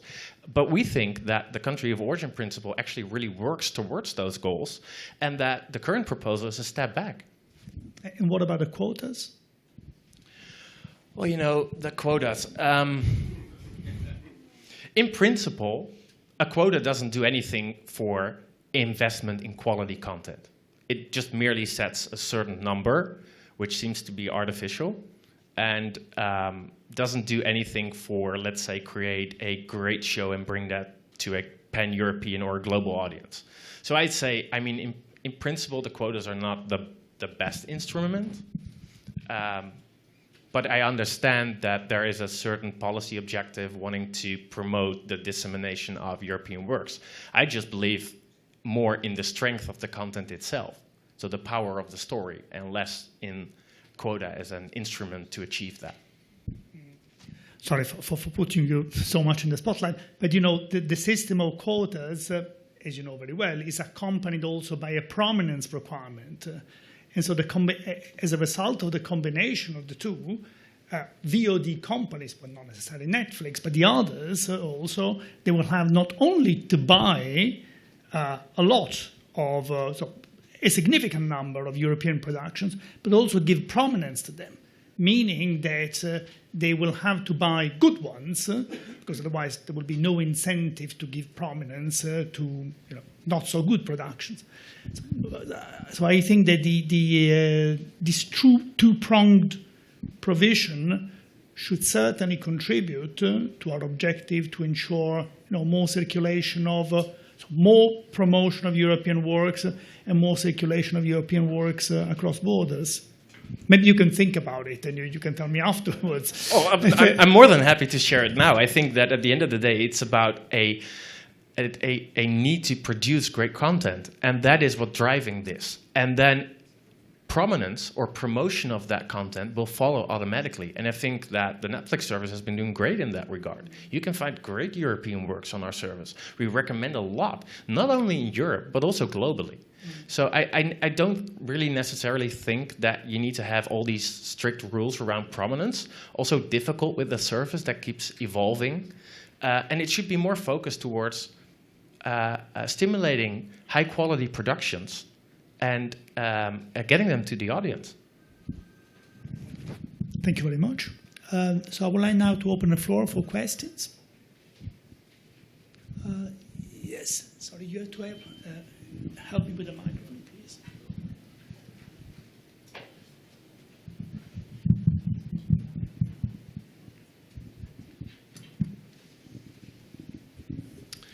Hi, I am Jari-Pekka Kaleva from the European Games Developer Federation. Many of our members are small SMEs that rely on viral marketing, namely social media superstars like YouTubers. And one of the big challenges of this new directive is that it widens its scope to the video sharing platforms. And many of these YouTubers might have tens of millions of followers, but in the end they are self-employed people without practically no legal expertise at all. So, as you are experts on this area, what would be your advice for YouTubers? What should they get ready for at the moment?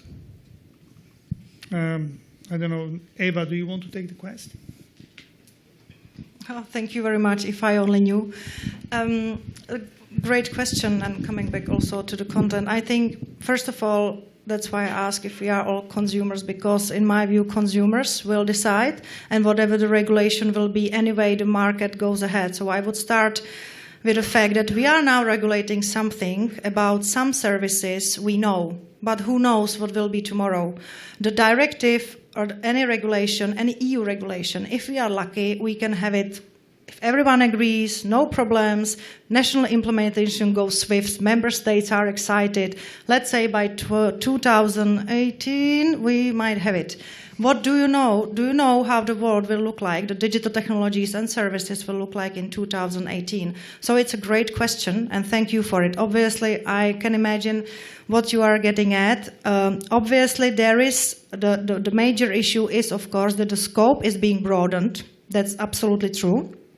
Before, as we discussed, the AVMSD has nicely covered TV broadcasting and VOD, and it was sectoral. Now it's connecting all the others. However, in my view, given the discussions and the impact assessments and the public consultation, because like we all know, the debate we are having here is not a new debate. It's been really an old debate, and it's coming up over and again.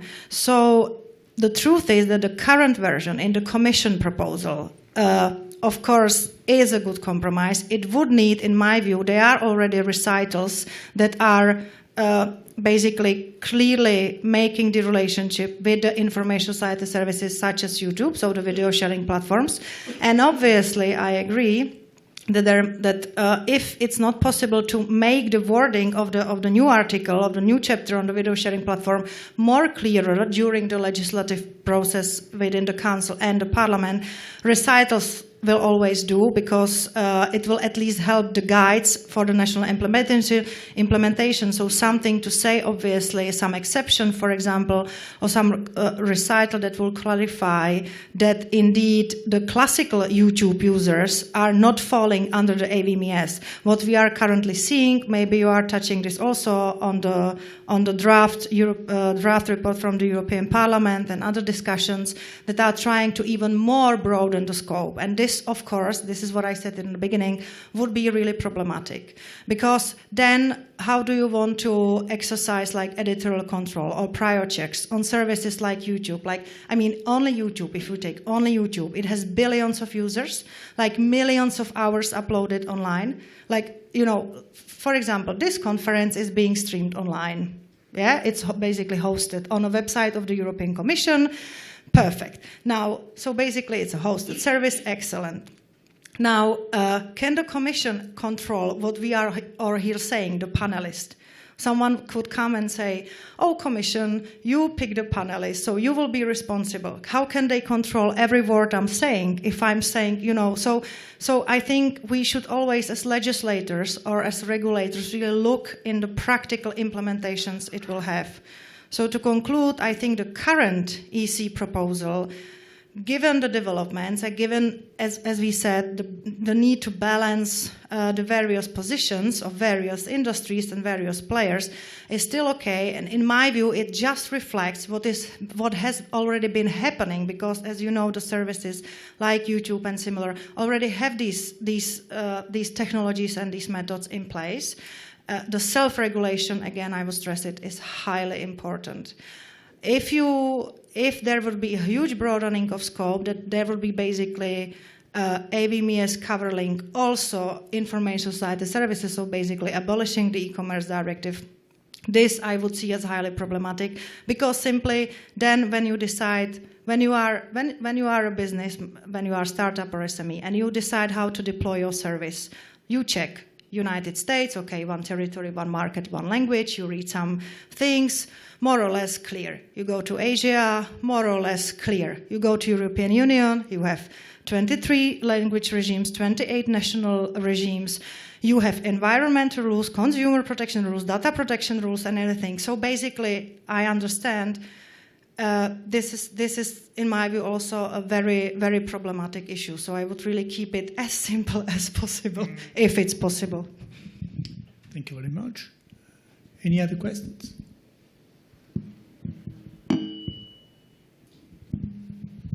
Please.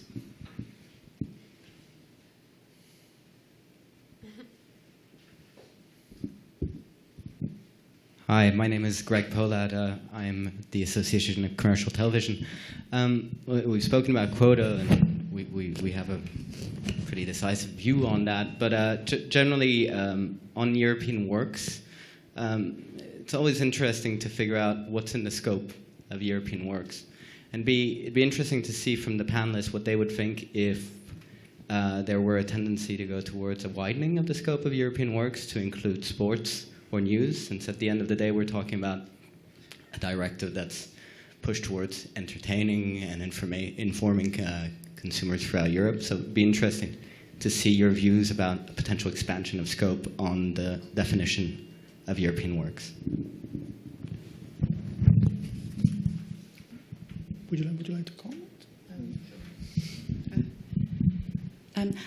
I haven't, in my initial comments, actually addressed the issue of quotas, but broadly speaking, our view would be that quotas per se don't actually meet the objectives that they seem to set out to meet. So in that respect, I actually share views of others on the panel. So we had not advocated for more quotas. We don't feel there is a lot of value in the existing quotas. We meet them. And it's not quotas that ultimately, I think, will drive the production. This has been said earlier. It should be market-driven, consumer-led. So whether you expand the definition of works linked to a quota I don't think really is the issue, to be honest. Thank you. It's quite interesting idea to count as audiovisual works also like sports programs and more entertainment programs. I believe so far we were talking about independent audiovisual production as to the quota. But I think that the discussion is fair, and to think that how can the definition go so far. But I will come back a little bit to the content, and I believe that that's very correct, that it should be like a competition of content at the very end and also at the very beginning. And the quota itself is just some kind of legal technical instrument that couldn't work itself, of course. So it needs to be, let's say, balanced, or it needs to be also added with other instruments or measures. One of them is to creating the environment that is pro-investment in creating the good content, of course. Another measure, what we are doing a lot in Europe and also on the European level and also national levels, it's let's say public money systems of support of audiovisual production. We've mentioned media in the previous panel, and I believe that in every member state we have like a national system of supporting audiovisual production. And I think that only in the connection of making like a clear marketplace for creating content and dissemination of content, and together with support of really cultural values in audiovisual production, and then together with the quota it can work. And then we can provide also on the platforms, not only in the linear services, like a really good content, and at the end nobody will deal if it's 20%, 40% on whatsoever, because there were like viewers are going to find their good European content. Thank you, Anton. So, yes. I just want to react because, of course, when you're speaking about improving access to content, in my head is European cinema, essentially. And actually, I would love a world when we don't need quotas or prominence tools to have our films shown everywhere, but actually, it's not this world. So without quotas and prominence tools, because both have to work together, and I think on that it's interesting to look at French-speaking Belgium, or they work on that. Then you have films that are shown during the weekends, and people go and see them. If you have no quotas and you have no prominence, you know what you will see on TV, etc. Just actually the film that don't need to have demand created, and that's not non-national European films. So the problem is that if you want to have diversity, cultural, the linguistic diversity, you have to give a little help. And on that, I think that, actually, you said before that it was too negative. I think that this one is very positive. The quotas and prominence is a very, very important thing. And it's positive. Actually, it could even be enhanced. But we need it. Otherwise, you can say hello of all the dreams of having like European films circulating, because we won't make it. Well, thank you very much. There is music to my ears. And you are very much preaching to the converted on this point. So the fact that there are so few questions shows that people are much more passionate about intellectual creations than about broadcasting. And something which is very curious is that on audiovisual media services, everybody loves the country of origin. But nobody loves the country of origin for the clearing of rights, for the content which is broadcasted. And there is something which is a bit, it looks like a paradox, I would say. But so let me ask you the poll question. So as I said, the people will be able to vote on your answers. So the poll question is that what you really like. So what are the improvements which are brought by the reform of the Audiovisual Media Services Directive? And if I may add something, so if you were the co-legislators, so if you were the European legislators, what else would you do to improve the framework? So what would be your personal addition or detractions from the directive? What would you change? Okay, that could be quite a long list on both counts. I'm seeing you watching your watch. As I said at the outset, I think in general this is a proposal which seeks to find balance. And I think the 3 points that came out of the Commission's impact assessment are, in a sense, the right ones. So the protection of minors provisions being enhanced, and I think the Commission has sought to do that. To get the so-called level playing field, what we would say the sort of fair competition between players that are doing similar things and have similar business models, to sort of make that clear. It's not sort of to encompass every another audiovisual service. It's where there are business models that are comparable, serving content in a way that is comparable, that there should be fair competition. So that was something that the Commission has gone some way towards addressing. The identification of the commercial communications as being not fit for purpose, we would agree with. And as I said, in particular, we support the liberalisation on advertising, and also the steps in that direction on some of the other commercial communications provisions. We would go further on isolated spots, interruptions, cross and self-promotion, product placement and sponsorship, all of which I think go some way, but not the full way. And as I said, we would also seek to add a provision which addresses commercial overlays on our content and signal where we don't control them and the consumer has not requested them. Where the consumer has, that's a completely different issue. So the country of origin we very much support, given that there were calls for different reasons, whether it's for controlling what content's on your market or concern about propaganda broadcast in your territory. There were calls for country of destination from some member states, so we're very pleased to see that the Commission has kept that cornerstone of the directive.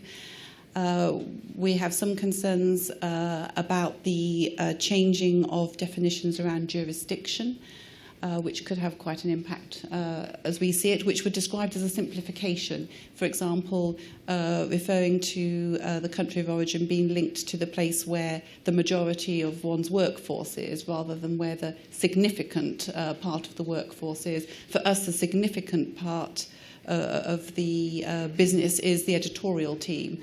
And the regulation is where that is happening. So there has been a change there that was described to me as a simplification, which actually has quite major ramifications.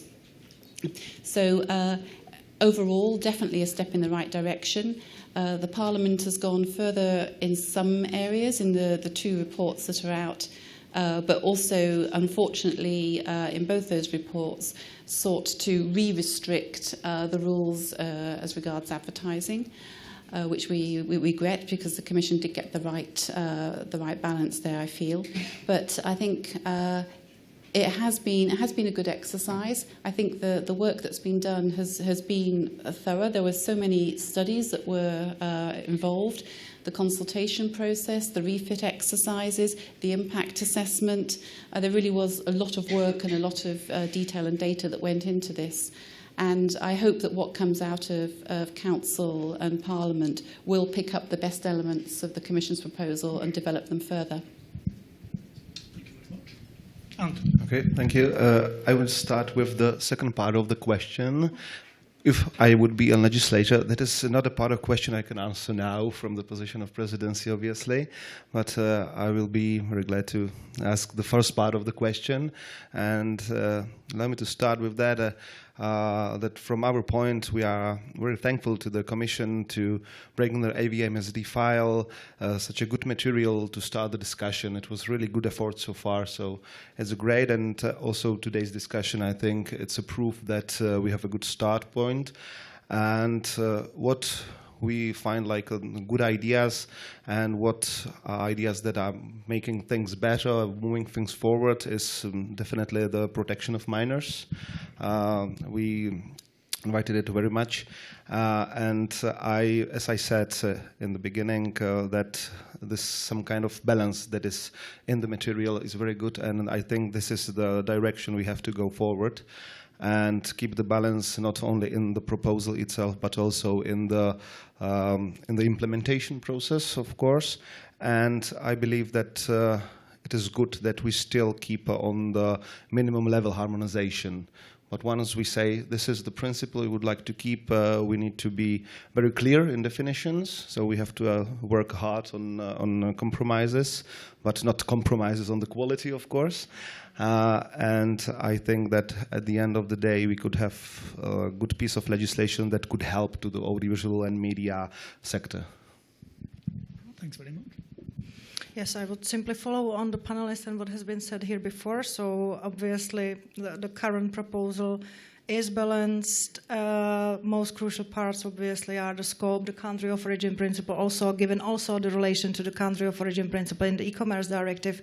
So indeed, as it is now literally in the hands of the Council and the European Parliament, definitely clear legislation, clear wording, if need some recitals for clarification, but really trying to keep the logics and the systematics of the proposal from the European Commission. I think for us, we strongly sympathize with the protection of minors and the extension to the non-linear world. That makes a lot of sense. I think that if that can be done through co- and self-regulation, which has worked really well, that's a good win for the protection of the minors and just in general for the industry to be aligned on. I'd say on the proposal, and we've shared our views there, we strongly believe in the country of origin principle as the primary driver of investments. So I think that that should be something that should be preserved, and policy measures should be aimed at promoting investment by all sorts of different players that are active in the European industry in order to find their voices and to bring their stories onto their services. It should be more about that and less about some of the measures that have been introduced in this proposal.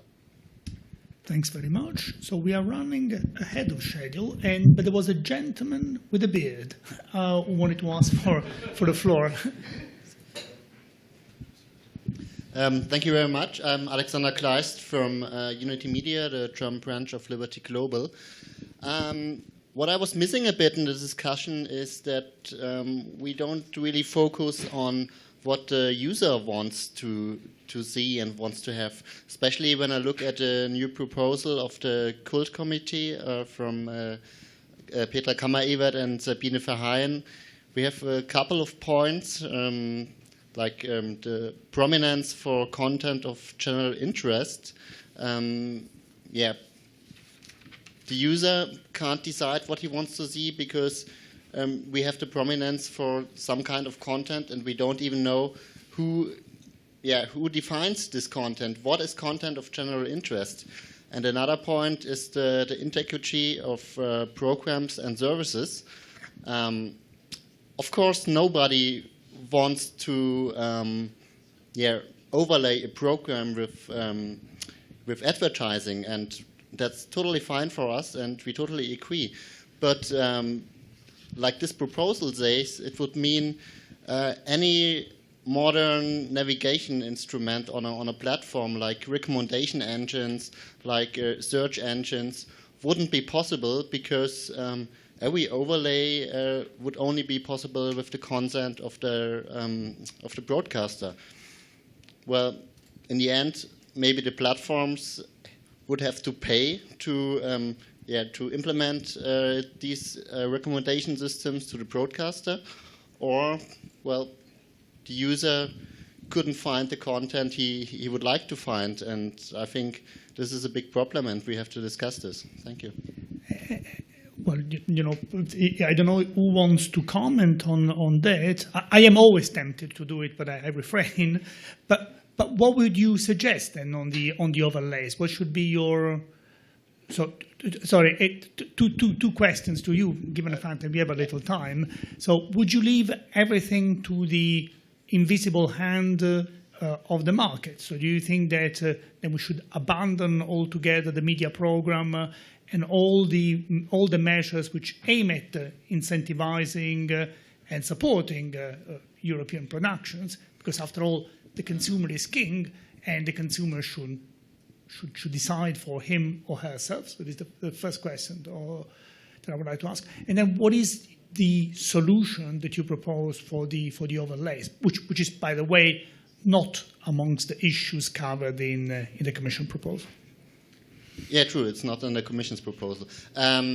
the suggestion would be that everything that is initiated by the user should be allowed. Well, if the user presses the button on his remote that he wants a recommendation, it should be allowed to show him a recommendation, and we don't need the consent of the broadcaster for that. And also everything that drives the diversity, that helps the users to find other content when he's looking for other content, this should be allowed as well.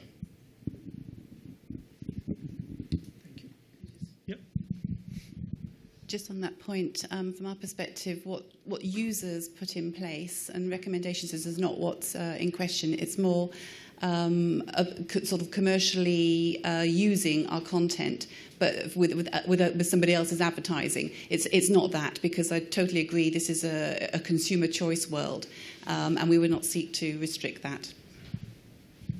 Thanks very much. So two more, yes. Yeah.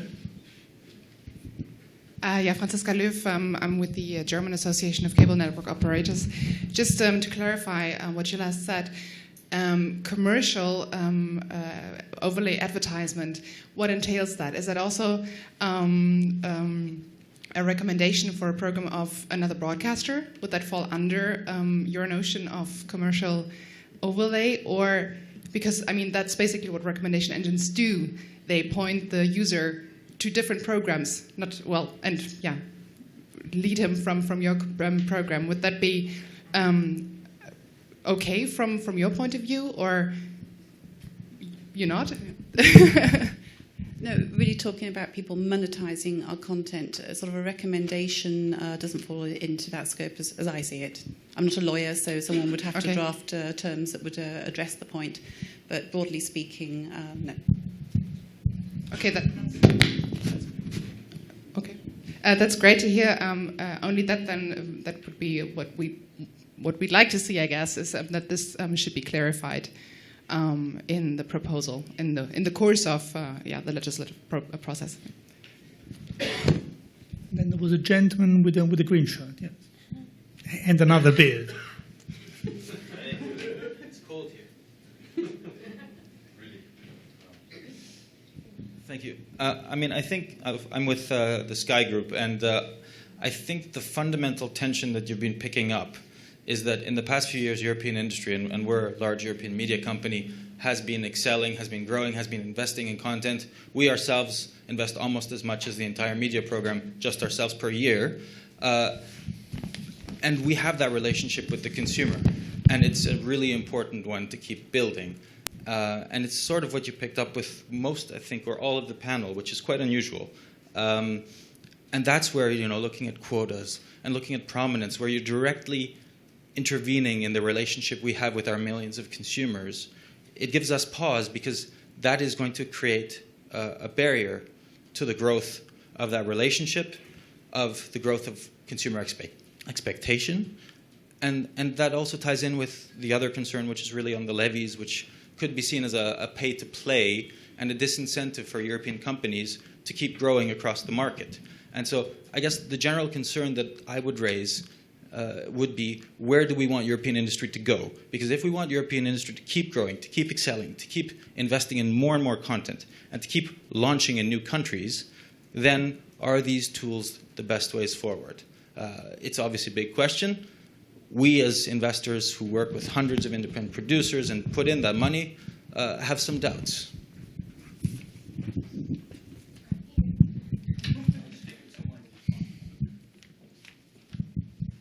Okay, so can I say just a few words to wrap it up? For me, it has been a very interesting afternoon.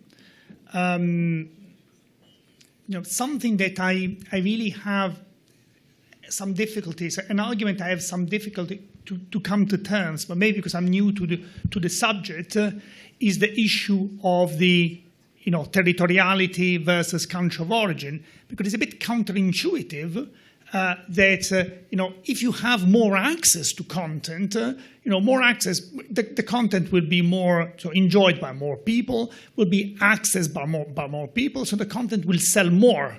So it's the argument of Malene that the country of origin may contribute to the erosion of the business model is something that, with the greatest respect, I don't quite fully understand yet. Well, for the rest, two important points on the Audiovisual Media Services Directive. The first point is that the country of origin principle was very much under attack. Was very much under attack by a number of, a large delegation of member states. So a large number of member states thought that the level of harmonization, of approximation of the laws was not high enough to make the country of origin principle workable in practice and politically acceptable.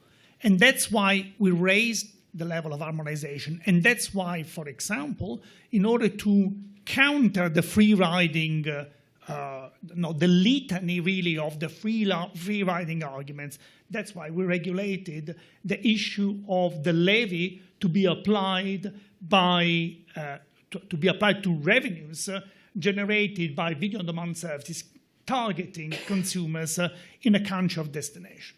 So I believe that the solution that we have put on the table is a proportionate solution, and it is also a good solution. So it strikes a good balance, is proportionate after all, and is also very important to keep the integrity of the country of origin.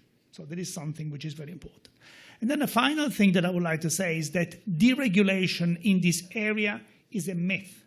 Because even if we tried, for example, not to regulate any longer, so to scrap off some of the rules from the existing Audiovisual Media Services Directive, what would happen is that the scope of application of the directive would shrink, the application of the country of origin would shrink, and the member states would have free rein to do whatever they like, and this will result in further fragmentation and more costs, more compliant costs for business, and once again, more obstacles for consumers who want to enjoy more content across border. So on this, I would like to close. Please join me in a vigorous round of applause for the panelists.